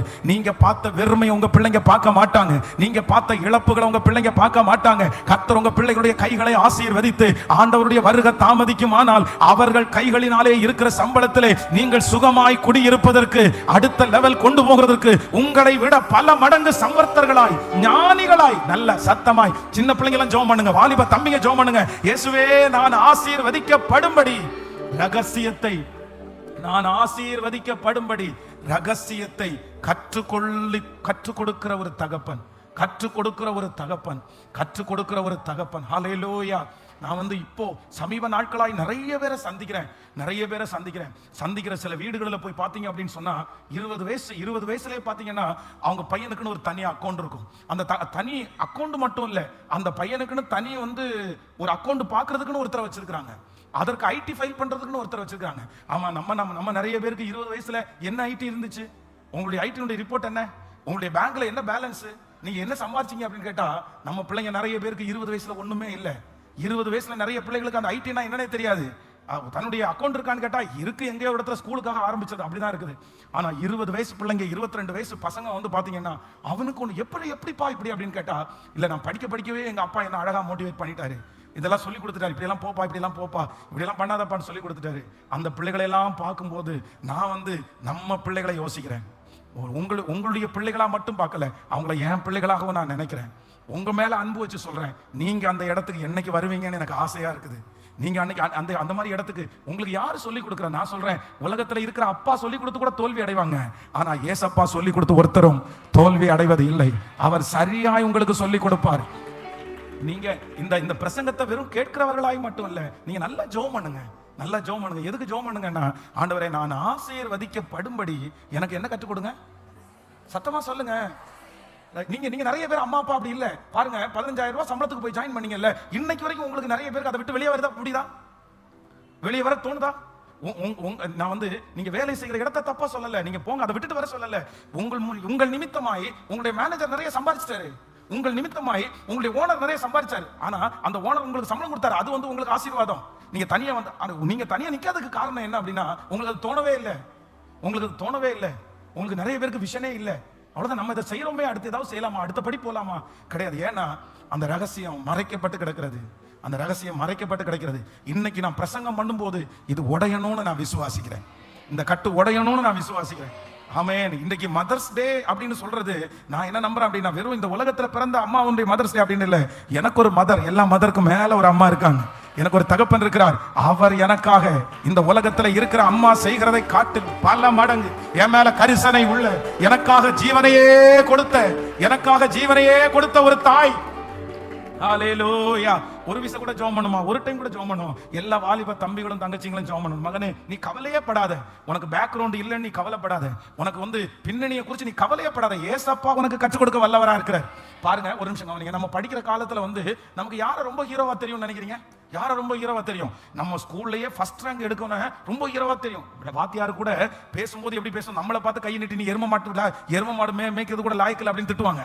ஆனா அவனை பார்த்த உடனே சொல்லுவாங்க, நீ டாக்டராவே இன்ஜினியராவேன்னு சொல்லுவாங்க. அவன் நமக்கு முன்னாடி ஹீரோ இல்ல, டீச்சருக்கு முன்னாடி அவன் ஹீரோவா தான் இருப்பான். நான் ஸ்கூல் படிக்கும் போது எனக்கு ஒருத்தர் இருப்பார், அவர் ரொம்ப நல்லா படிப்பான். என் ஸ்கூல்லயே அவன் பேர் எனக்கு நல்லா தெரியும். அவன் எல்லாத்துலயுமே 100 மார்க் வாங்குவான். அவன் வந்தாலே கேர்ள்ஸ் எல்லாம் அவன்கிட்ட பேசணும்னு விருப்பப்படுவாங்க. அப்படி டீச்சர்ஸ் எல்லாம் அவனை தூக்கி முன்னாடி உட்கார வச்சுக்குவாங்க. அவ்வளோ மதிப்பா இருந்தான். இப்ப சமீபத்தில் ஒரு 3 ஆண்டுகளுக்கு முன்னாடி ஒரு பஸ் ஸ்டாண்ட்ல நின்றுட்டு இருக்கும்போது எனக்கு என்னமோ அவன மாதிரி தெரிஞ்சிருச்சு. ஆனாலும் நம்ம யாருன்னு தெரியாம போக கூடாதுன்னு சொன்னா அவன் என்ன கண்டுபிடிச்சிட்டான். பார்த்த உடனே என் பக்கத்துல ஏய் பென்ஸ் தானே அப்படின்னு கேட்டான். ஆமா அப்படின்னு. அவன் அவனுடைய பேரை சொன்னான். அப்படியா நீயா அப்படின்னு. நீ இப்ப என்ன பண்ற அப்படின்னு கேட்டேன். நான் இப்ப மசாலா வித்துட்டு இருக்கேன் அப்படின்னு சொன்னான். சோ நான் குறைவா சொல்லல, மசாலா வித்துட்டு இருக்கிறது கூட ஒரு, ஆனா ஸ்கூல்ல அவர் யாரு? அவர் வந்து அவுட்ஸ்டாண்டிங் ஸ்டூடெண்ட், ஸ்கூல்ல வந்து பெரிய ஹீரோ. அவர் எல்லாத்துலயுமே 100க்கு 100. ஐயோ, அவரை எல்லாருமே, எல்லா டீச்சர்ஸ்மே உனக்கு ஒரு பெரிய ஃபியூச்சர், பெரிய எதிர்காலம் அப்படின்னு தான் அவனை சொன்னாங்க. ஆனா இன்னைக்கு அவன் வேலை செய்யறான், உயரட்டும், அடுத்த லெவல் போட்டும், அவனை குறைச்சு நான் பெருமையா அப்படி சொல்லிக்கல. ஆனா என்ன அப்படின்னு சொன்னா, எனக்கு ஒரு தாய் இருக்கிறாங்க. என்னை அவர்கள் சரியா என்னுடைய ஆசீர்வாதத்தை எனக்கு காண்பித்து, ரகசியத்தை காண்பித்து என்னை ஜெயிக்க பண்ணுகிற ஒரு தாய் எனக்கு உண்டு. பிரதர், நீங்க ஸ்கூல்ல ஃபர்ஸ்ட் மார்க் எடுக்கணுமான்னு கேட்டா கண்டிப்பா எடுக்கணும்ப்பா. நீ எந்த இடத்துலயும் வெற்றி சிறந்தவனா நிக்கணும். இதுதான் ஆண்டவர் மேல உள்ள பிளஸிங். நீ அவுட்ஸ்டாண்டிங் ஸ்டூடெண்டா தான் மாறணும். எல்லா இடத்துலயும் நீங்க வந்து மெடலிஸ்டா தான் நீங்க இருக்கணும். அது உங்களை பிளஸ் பண்றேன் நானு. ஆனா அதே நேரத்துல வெறும் அந்த மெடலை வச்சு ஒண்ணும் பண்ணிட முடியாது, வெறும் அந்த படிப்பை வச்சு ஒண்ணும் பண்ண முடியாது. நீங்கள் ஆசீர்வதிக்கப்படும்படி ஒரு ரகசியம் இருக்கிறது. அந்த ரகசியம் தவறான வழி அல்ல. உலகம் நமக்கு கற்றுக் கொடுக்கிறது ராங் ரூட், தவறான வழி, தவறான ரகசியம். ஆனா மதர், என்னுடைய பரிசுத்த ஆவியானவர் எனக்கு கற்றுக் கொடுக்கிற வழி நேர்த்தியான வழி. எல்லா வாலிப தம்பியும் தங்கச்சி உங்க கையை மேல உயர்த்தி நீ ஜெபம் பண்ணு. சின்ன பிள்ளைகள் முதற்கொண்டு ஜெபம் பண்ணுங்க, கையை உயர்த்தி. பேரண்ட்ஸ் பிள்ளைகளுக்காக ஜெபம் பண்ணுங்க. ஆண்டவரே, நான் தான் இப்படி இருந்துட்டேன், எனக்கு தான் அந்த ரகசியம் தூரமாக்கப்பட்டது, எனக்கு யோசிச்சாலே அது ஒன்றும் புரியல, நான் என்ன பண்ண முடியும், இனி என்னுடைய காலம் தாண்டிருச்சு. ஆனா என் பிள்ளைக்காவது இன்னைக்கு ஒரு அம்மாவா இருந்து நான் ஜெபம் பண்றேன். சொல்லுங்க, ஒரு அப்பாவா இருந்து நான் ஜெபம் பண்றேன். இன்னைக்கு இந்த செய்தியை கேட்கும் போது நீங்க அம்மாவா இருக்கிறீங்கல்ல, நீங்க என் மேல இவ்வளவு பாசமா இருக்கிறீங்கல்ல, இப்போ ஒருவேளை உங்க பிள்ளைங்க பக்கத்துல இருந்தாங்கன்னா உங்க பிள்ளைங்க தலை மேல கையை வச்சு ஜெபம் பண்ணுங்க. இவன் ஆசீர்வதிக்கப்படும்படி ரகசியத்தை கற்றுக் கொடுக்கும் ஒரு தாயாய் நீர் மாறுவீராக ஜெபம் பண்ணுங்க. உங்க பிள்ளைங்களுடைய பேரை சொல்லி ஜெபம் பண்ணுங்க. உங்களுக்கு 5 பிள்ளைங்க இருந்தா 5 பிள்ளைகளுடைய பேரை சொல்லி ஜெபம் பண்ணுங்க. இயேசுவே, இந்த பிள்ளை இவ்வளவு பாடுபடுதே அப்பா, இத்தனை வயசுல இவ்வளவு பாடுபடுதே அப்பா, என் பிள்ளை, என் மகன் இவ்வளவு பாடுபடுறாளே, என் மகன் இவ்வளவு பாடுபடுறானே, நாயா பேயா உழைக்கிறான்ப்பா, காலையில இருந்து சாயந்தரம் வரைக்கும் உழைக்கிறான்ப்பா, ஆனா ஒரு முன்னேற்றம் கூட என் பிள்ளைக்கு இல்லப்பா, ஒரு உயர்வு கூட என் பிள்ளைக்கு இல்லப்பா. நான் எப்படி இருந்தேனோ அப்படியே தான் என் பிள்ளையும் இருக்குது. ஆனா இப்ப நான் ஜெபம் பண்றேன், என் பிள்ளை என்னை கை தூக்கி எடுக்கணும். ஆசீர்வாதத்திற்கான அந்த ரகசியத்தை சத்தமாய் ஹல்லேலூயா, கர்த்தர் ஜெபத்தை கேட்கிறாரு. அந்த ஜெபத்தை கேட்கிறாரு. என் பிள்ளை இந்த சூழ்நிலையில இருக்கிறத நான் பார்க்க கூடாது, அவனை ஆசீர்வதிக்கிறது என்னுடைய கண்கள் காணணும். வாலிப தம்பிங்க தங்கச்சிங்க எல்லாரும் கை வலிச்சா கூட பரவாயில்ல, தங்கச்சி தம்பி கை வலிச்சா கூட பரவாயில்ல, கையை நீ ஜெபம் பண்ணுப்பா. அப்பதான்டா உனக்கு மரியாதை, அப்பதான்டா உன்னை கனப்படுத்துவாங்க, அப்பதான் இந்த உலகத்துல கர்த்தருக்காக சாட்சியா வாழ முடியும். எஸ் எஸ் எஸ், அது கற்றுக் கொடுக்கிற தேவன் இருக்கிறார். என் கைகளை போருக்கும் என் விரல்களை யுத்தத்திற்கும் படிப்பிக்கிற கண்மலையாகிய கர்த்தர். உன் மேல விசேஷித்த டேலண்ட் இருக்குது, உன் மேல விசேஷித்த அபிஷேகம் இருக்குது, உன்கிட்ட கடின உழைப்பு இருக்குது, நீ முன்னேறணும்னு நினைக்கிற. இயேசுனுடைய ஞானம் மட்டும் உன்கிட்ட வந்துச்சுன்னா அவ்வளவுதான். உன்கிட்ட இருக்கிற வேகமும் உன்கிட்ட இருக்கிற அந்த காரியமும் ஞானமும் சேர்ந்துச்சுன்னா உன் குடும்பத்திலேயே நீ நம்பர் 1, உங்க வம்சத்திலேயே நம்பர் 1 கர்த்தரை நிறுத்த அந்த அபிஷேகத்தினுடைய மழை இப்பொழுது இயேசுவின் நாமத்தினால் கடந்து வரட்டும். இயேசுவே, சத்துரு வைத்திருக்கிற பேதை தனங்களை எடுத்து போடுவீராக. ஹல்லேலூயா. முக்கியமா உங்க வீட்டுல வந்து டெய்லி பார்க்கிற இடத்துல நீங்க வந்து இன்னைக்கு மதர்ஸ் டே, இன்னையுடைய டேட்டை போட்டு ஒரு சார்ட்டை ஒன்றை எழுதி ஒட்டணும். அந்த சார்ட்ல வந்து ஃபர்ஸ்ட் வந்து எனக்கு எப்படிப்பட்ட தாய் இருக்கிறாங்க அப்படின்ற 3 பாயிண்ட்ஸ் ஃபர்ஸ்ட் எழுதணும். அதுல முதல் பாயிண்ட்ஸ் என்ன அப்படின்னா, எனக்கு ஊட்டி வளர்த்துகிற தாய். 2வது, லட்சியங்களை சுமக்க வைக்கிறதுக்கு என்னை இடுப்புல வச்சு சுமக்கிற ஒரு தாய். நம்பர் 3 முதலாவது. 3வது, என்னை தேற்றுகிறதற்கு முழங்காலிலே வைத்து தாளாட்டுகிற தாய். இதை ஃபர்ஸ்ட் எழுதணும். 2வது வந்து இன்னொன்னு 4 காரியம், அதை கண்டிப்பா நீங்க எழுதணும். அப்படின்னா, என்னை உயர்த்தும்படி, என்னை ஆசீர்வதிக்கும்படி எனக்காக ஒரு தாயார் போராடுறாங்க. அந்த தாயார் முதல்ல எனக்கு செய்யறது என்ன அப்படின்னா, நான் ஆசீர்வதிக்கும்படி எனக்கு ரகசியத்தை சொல்லி கொடுக்கிற ஒரு நல்ல தாய். ஹல்லேலூயா. சோ நம்பர் 2, இரண்டாவதாக வாசிக்கலாமே அந்த வசனத்தை, 27ஆம் அதிகாரத்தினுடைய 8வது 9வது வசனத்தை வாசிக்கலாமா? 27ஆம் அதிகாரம் 8வது 9வது வசனத்தை வாசிக்கலாம். ஆகையால் என் மகனே, என் சொல்லை கேட்டு நான் உனக்கு கற்பிக்கிறபடி செய். நீ ஆட்டு மந்தைக்கு போய் 2 நல்ல வெள்ளாட்டு குட்டிகளை கொண்டு வா, நான் அவைகளை உன் தகப்பனுக்கு பிரியமானபடி ருசியுள்ள பதார்த்தங்களாக சமைப்பேன் என்றான். நல்லா கவனிச்சுங்க ஆண்டவருடைய பிள்ளைகளே. இப்போ இந்த சம்பவத்துல 2வது என்ன நடக்குது அப்படின்னு சொன்னா, அவங்க அப்பாவுக்கு கண்ணு தெரியல. அவங்க அப்பா மூத்த பையனை கூப்பிட்டு சொல்றாரு, நான் உன்னை ஆசீர்வதிக்க போறேன், நீ என்ன பண்ணினா வேட்டையாடி எனக்கு ருசியா என்ன பண்ணிட்டு வா, சமைச்சிட்டு வா அப்படின்னு சொல்லியாச்சு. சொன்ன உடனே அந்த பையன் வேட்டையாடுவதற்கு அந்த பையன் கிளம்பி போயாச்சு. ஆனா இந்த பையனை பார்த்து இந்த அம்மாவுக்கு அவன் மேல இறக்கம் வருது. இல்ல இந்த பிள்ளைக்கு எப்படியாவது ஆசீர்வாதத்தை வாங்கி கொடுக்கணும்னு சொல்லி தன்னுடைய தகப்பனாருக்கு இப்படிப்பட்ட ஒரு பிளான் இருக்குது, இப்படிப்பட்ட ஒரு ரகசியம் இருக்குது, நீ ஆசீர்வாதத்தை நீ இழந்துராதேன்னு சொல்லி முதல்ல அந்த ரகசியத்தை தன்னுடைய பிள்ளைக்கு கொண்டு போய் சேர்த்துறாங்க.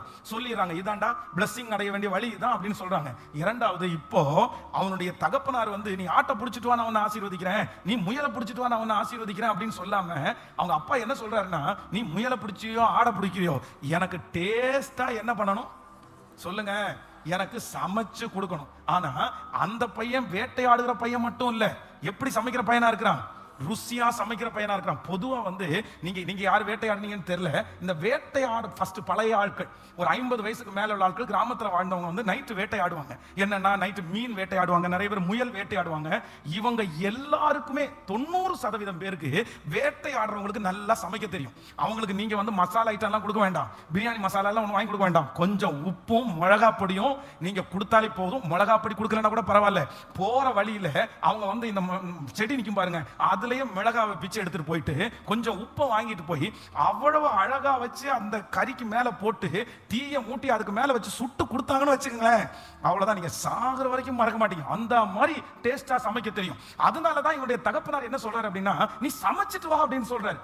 அப்போ இந்த ஏசா வந்து பலசாலி மட்டும் இல்ல, அவன் வேட்டையாடுகிறவன் மட்டுமல்ல, அவன் திருமணம் ஆகிறதுக்கு எல்லா விஷயத்தையும் தெரிஞ்சவன் மட்டும் இல்ல, அவன் சமைக்கவும் தெரிஞ்சவன். ஆனா இங்க ஒரு பிள்ளை இருக்குது, இந்த பிள்ளை அம்மா சமைக்கும் போது கடுகு எடுத்துட்டு வானா கடுகு எடுத்துட்டு வரும், மிளகாய் எடுத்துட்டு வருவானா மிளகாய் எடுத்துட்டு வரும், அங்க போய் இந்த கறியை கழுவிட்டு வானா கழுவிட்டு வரும். ஆனா இந்த பிள்ளைக்கு என்ன செய்யாது சொல்லுங்க, இந்த பிள்ளை டெய்லி சமையல பார்த்தாலும் இந்த பிள்ளைக்கு சமைக்க தெரியாது. ஆனா இப்ப டாஸ்க் என்ன அப்படின்னு சொன்னா, உங்க அப்பா ஆசீர்வதிக்கணும்னா உனக்கு என்ன தெரியணும், சமைச்சு நீ கொண்டு போய் கொடுக்கணும், நீ ஆயத்தப்படுத்தி கொண்டு போய் கொடுக்கணும். ஆனா இந்த அம்மா இரண்டாவது இந்த தாயாருடைய ஒரு பெரிய பாசம் என்ன அப்படின்னு சொன்னா, எப்பா நீ ஒண்ணும் பண்ண வேண்டாம், நீ ஓடி போய் 2 வெள்ளாட்டு குட்டிய என்ன பண்ண அப்படின்னா நீ செலக்ட் பண்ணி கொண்டு வா, நீ செலக்ட் பண்ணி கொண்டு. உன்னுடைய வேலை என்னன்னா, நீ ஆட்டு மந்தைக்குள்ள ஓடு, உன் கண்ணுல நீ பாரு எது பெஸ்டா இருக்குதோ அந்த ஆட்டுல 2 ஆட்டை நீ பிடிச்சிட்டு வா.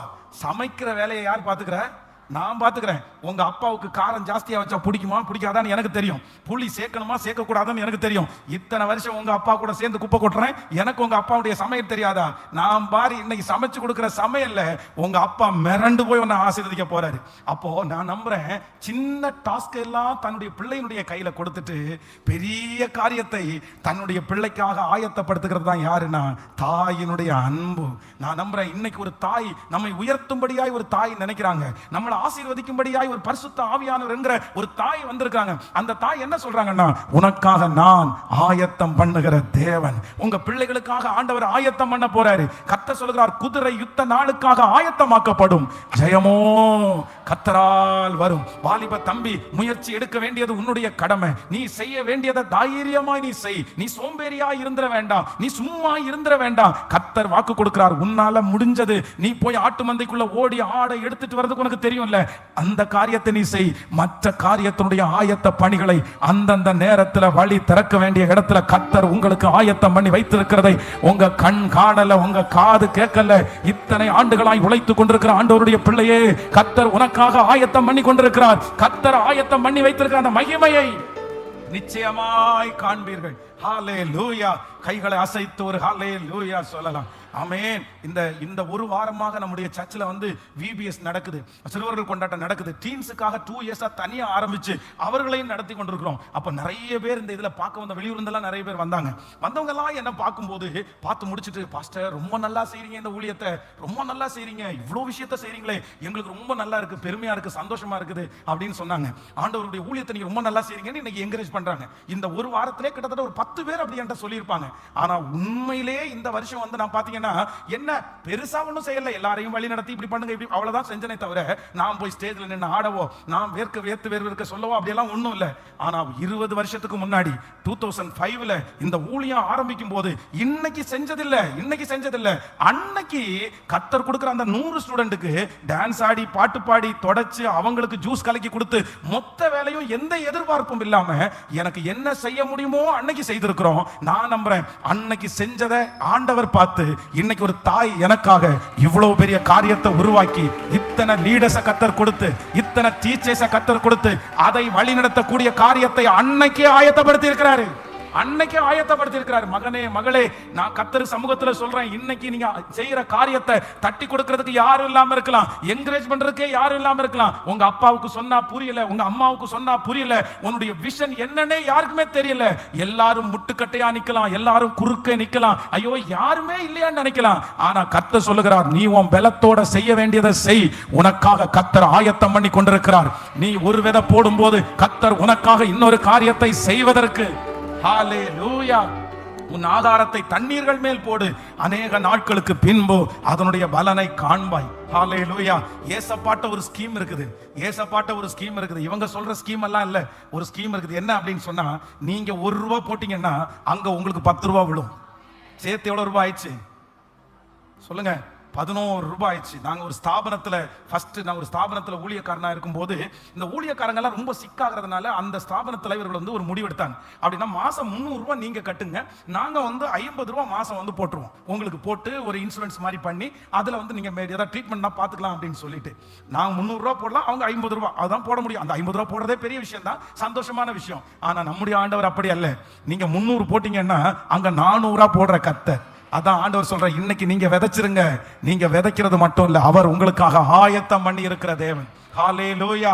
ஆனா நீங்க எவ்வளவு விதைக்கிறீங்களோ அதுக்கு தகுந்தது மாதிரி தான் அங்க போடப்படும். நீங்க கொஞ்சமா விதைச்சீங்கன்னா கொஞ்சமா இருப்பீங்க. நீங்க திரளாய் விதைத்தால் கர்த்தர் உங்களை கொண்டு திரளாய். அமைதியா இருக்காத, சும்மா இருக்காத, மௌனமா இருக்காத, சோம்பேறித்தனமா இருக்காத, யார் ஒருத்தருக்காகவும் சும்மா இருக்காத.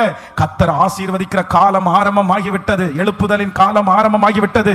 யார் ஒருவர் அந்த ஆட்டு மந்தைக்குள்ளே ஓடி செலக்ட் பண்ணி தெரிந்து கொள்ளப்பட்டதை கொண்டு வருகிறார்களோ அவர்களுக்காக சமைத்து கொடுக்கிற ஒரு தாய். ஆமென். ஹalleluya. கைகளை அசைத்து ஹalleluya சொல்லலாம். கையை உயர்த்தி எல்லாரும் சொல்லுங்க, எனக்கு ஆயத்தம் பண்ணுகிற ஒரு தாய். சத்தமா சொல்லுங்க, ஆண்டவரே அவருடைய அன்பு வெளிப்பட போகிறது. எனக்காக ஆயத்தம் பண்ணுகிற ஒரு தாய் கர்த்தர் உங்களுக்காக ரெடி பண்ண போறாரு. சொல்லுங்க, எனக்காக ரெடி பண்ண போறாரு. ஒரு பெரிய வாசலை கர்த்தர் ரெடி பண்ண போறாரு. ஒரு டேஸ்டான ஃபுட்டை கர்த்தர் ரெடி பண்ண போறாரு.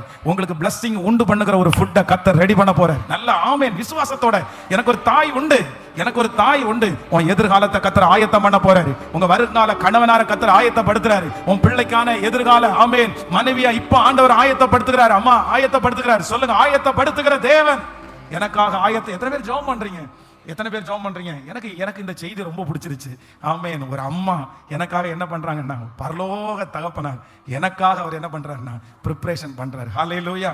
இது நிறைய பேருக்கு இந்த கேரக்டர் இருக்கு தானே. நீங்க சின்ன வயசுல 3rd ஸ்டாண்டர்ட் படிக்கிற வரைக்கும் உங்க பிள்ளைகளுக்கு ஸ்கூல்ல ஒரு ஒரு டவரை கட்டிட்டு வா அப்படின்னு சொன்னா, ஒரு கலங்கரை விளக்க பண்ணிட்டு வான்னு சொன்னா பிள்ளையாட்ட பண்ண சொல்லுவீங்க? சொல்லுங்க. உட்காந்து அம்மா தான் மாங்க உட்காந்து செஞ்சுட்டு இருப்பாங்க. அவங்களே கட் பண்ணி அவங்களே ஒட்டி அப்படியே தூக்கி கையில கொடுத்து கொண்டு பத்திரமா போடா அப்படின்னு சொல்லுவாங்க. செஞ்சது யாரு? அம்மா. மார்க் வாங்குறது யாரு? கேட்கல, பிள்ளை. அந்த மார்க்ல கூட அந்த அம்மா என்ன பண்ணாது, எனக்கு தான் இந்த மார்க்னு கேட்க மாட்டாங்க. உனக்கு தான்டா அந்த மார்க், நீ தான்டா ஃபர்ஸ்ட் எடுத்திருக்கிற. உலகத்துல இருக்கிற தாய்க்கே இவ்வளவு பாசம் இருக்கும்னா நான் சொல்றேன், எனக்காக ஆயத்தம் பண்ணுகிற ஒரு தாய். பிரதர், கர்த்தர் உங்களை கைவிட மாட்டார். பிரதர் சிஸ்டர், ஆண்டவர் உங்களை கைவிட மாட்டார். அவர் நமக்கு தாய். அவர் நமக்கு தாய். பெஸ்ட்டை தான் ஆண்டவர் ஆயத்தப்படுத்துவார். உங்களுக்கு நிச்சயமா ஆயத்தப்படுத்துவார். இன்னைக்கு இருக்கிற சூழ்நிலையை பார்க்காதீங்க. நீங்க பாட்டுக்கு வேகமா ஓடிட்டே இருங்க. சத்துரு உங்களை பின்னாடி இழுப்பான். உங்க சாபம் உங்களை பின்னாடி இருக்கும். குடும்ப காரியங்கள் உங்களை பின்னாடி இழுக்கும். சுத்தி இருக்கிறவங்க பின்னாடி இழுப்பாங்க.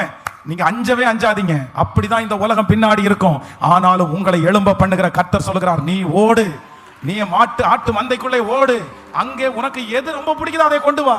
நான் அதை ரெடி பண்ணி, நீ எது பிடிக்குதோ, எது பெஸ்டா இருக்குதோ, உன் கண்ணுக்கு எது பெஸ்டா தெரியுதோ அதை கொண்டு வா. நான் என்ன பண்ணி கொடுக்குறேன்? சத்தமா சொல்லுங்க.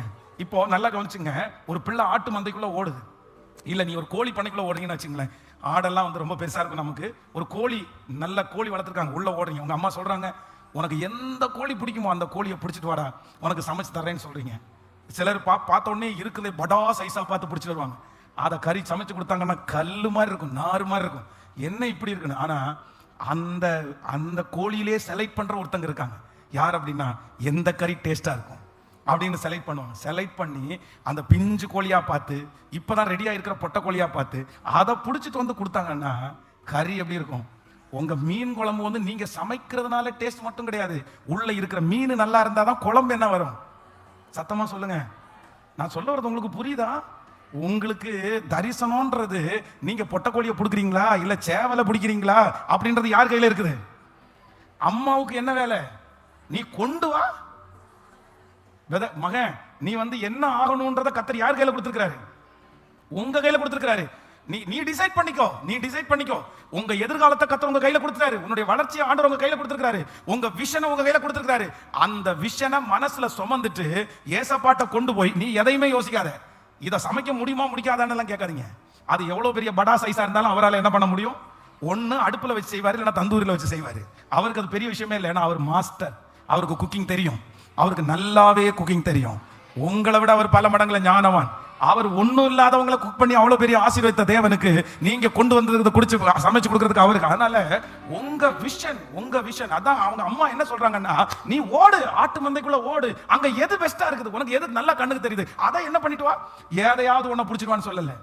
ஹலோ, எதையாவது ஒன்று பிடிச்சி நீ நல்லதை பிடிச்சிட்டு உனக்கு பெஸ்டானது.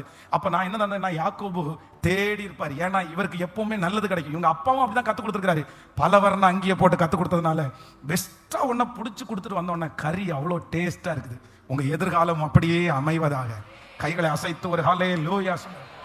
நம்பர் 3, இங்க மூன்றாவதாக ஒரு பிள்ளையை வளர்த்துறதுக்காக இந்த அம்மா எடுக்கிற மூன்றாவது விசேஷமான ஆசீர்வாதம் 27ஆம் அதிகாரத்தினுடைய 12-13 வாசிக்கலாம். ஒருவேளை என் தகப்பன் என்னை தடவி பார்ப்பார், அப்பொழுது நான் அவருக்கு எத்தனாய் காணப்பட்டு என் மேல் ஆசீர்வாதத்தை அல்ல சாபத்தை வர பண்ணி கொள்ளுவானேன் என்றான். அதற்கு அவன் தாய், என் மகனே, உன்மேல் வரும் சாபம் என் மேல் வரட்டும். என் சொல்லை மாத்திரம் கேட்டு நீ போய் அவைகளை என்னிடத்தில் கொண்டு வா. ஹல்லேலூயா. இங்க ஒரு பெரிய டிஸ்கஷன் நடக்குது. அம்மா சொல்றாங்க, நீ போயிட்டு என்ன கொண்டு வா, ஒரு ஆட்டுக்குட்டி எடுத்துட்டு வா, நான் என்ன பண்றேன், சமைச்சு தர்றேன் அப்படின்னு சொன்ன உடனே இந்த பிள்ளைக்கு ஒரு சந்தேகம் வருது. என்ன சந்தேகம் வருதுன்னா, நீ சமைக்கிறதெல்லாம் ஓகே, நான் கொண்டு வரது எல்லாமே ஓகே, நீ என்ன பண்ற அப்படின்னு சொன்னா, ஒருவேளை நீங்க வந்து எங்க அப்பா வந்து என்ன பண்ண பார்ப்பாரு, என்ன தடவி பார்ப்பாரு. என்ன தடவி பார்த்தா அப்பா வந்து 2 விதத்துல டெஸ்ட் பண்றாரு. அவருக்கு கண்ணு தெரியாதனால ஒண்ணு மோந்து பாக்குறாரு, இன்னொன்னு தடவி பார்க்கிறார். இது ரெண்டுமே பைபிள்ல இருக்குது. நீ தடவியாக இயேசுவை கண்டுபிடி, கர்த்தர் நல்லவர் என்கிறதை ருசித்து பாருங்க. ஒரு ஆண்டவர் உங்களை ஆசீர்வதிக்கணும்னா ஒண்ணுமே குருடா இருக்கிறோமா, தடவியாவது இயேசுவை என்ன சொல்றீங்க, எப்படியாவது கண்டுபிடிச்சிரு, அப்பதான் நீ வெற்றி அடைவ அப்படின்னு ஆண்டவர் சொல்றாரு. அப்போ இந்த இடத்துல ஒருவேளை அவர் வந்து என்ன தடவி பார்த்து எனக்கு என்ன இல்லை, ரோமம் இல்லை, ஆனா மூத்தவனுக்கு என்ன இருக்குது, மூத்தவனுக்கு வந்து அவன் உடம்பு முழுக்க முடியா இருக்குது. அதனால இவர் கண்டுபிடிச்சிட்டாருன்னா அவரு ஆசீர்வாதத்திற்கு பதிலாக என்ன கொடுத்துருவாரு, சாபத்தை. நிறைய பேருக்கு இருக்கிற பெரிய மனத்தாங்க என்ன அப்படின்னு சொன்னா, நான் ஜெயிச்சிருவேனா தோத்துருவேனா, நான் நிப்பனா நிக்க மாட்டேனா, நான் வளருவேனா வளர மாட்டேனா, ஒருவேளை விழுந்துட்டா, ஒருவேளை ஒண்ணும் இல்லாம போயிட்டா, ஒருவேளை நஷ்டம் ஆயிட்டா, ஒருவேளை இது வந்து விழுந்து போனது மாதிரி ஆயிடுச்சுன்னா, அப்போ அந்த தாய் என்ன சொல்றாரு அப்படின்னு சொன்னா, அப்படி ஒரு நஷ்டம் வந்துச்சுன்னா, அப்படி ஒரு சாபம் வந்துச்சுன்னா, உன்மேல் விழுகிறது யார் மேல விழட்டும், மகனே, உன் மேல் விழுகிற சாபம், நான் வாழ்ந்துட்டப்பா, நான் உங்களை பெத்தெடுத்துட்டேன், எனக்கு முடிஞ்சிருச்சு, நான் இனி போய் சேர்றேன், எனக்கு இனி அனுபவிக்கிறதுக்கு ஒண்ணுமே இல்லை, நீ தான் இனி வாழ வேண்டிய பிள்ளை, அதனால நான் உனக்கு ஒரு ப்ராமிஸ் பண்றேன், உன்மேல் விழுகிற சாபம் யார் மேல விழட்டும், என் மேல விழட்டும்.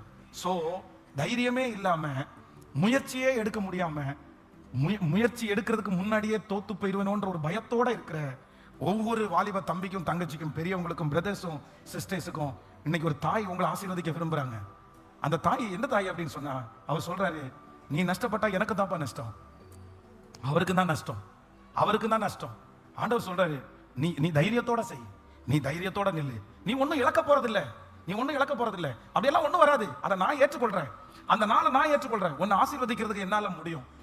சோர்ந்து போய் இருக்கிற, அடுத்த ஸ்டெப் வைக்கவே முடியாத ஒரு மனுஷனை தைரியப்படுத்துகிற ஒரு தாயாய் கர்த்தர் இங்கே வெளிப்படுத்துகிறார். நம்பர் 1, முதலாவதாக ஆசீர்வதிக்கும்படி ரகசியத்தை கற்றுக் கொடுக்கிற ஒரு தாயார். 2வது, எனக்கு தெரியாத காரியத்தை எனக்காக ஆயத்தப்படுத்துகிற ஒரு தாய்.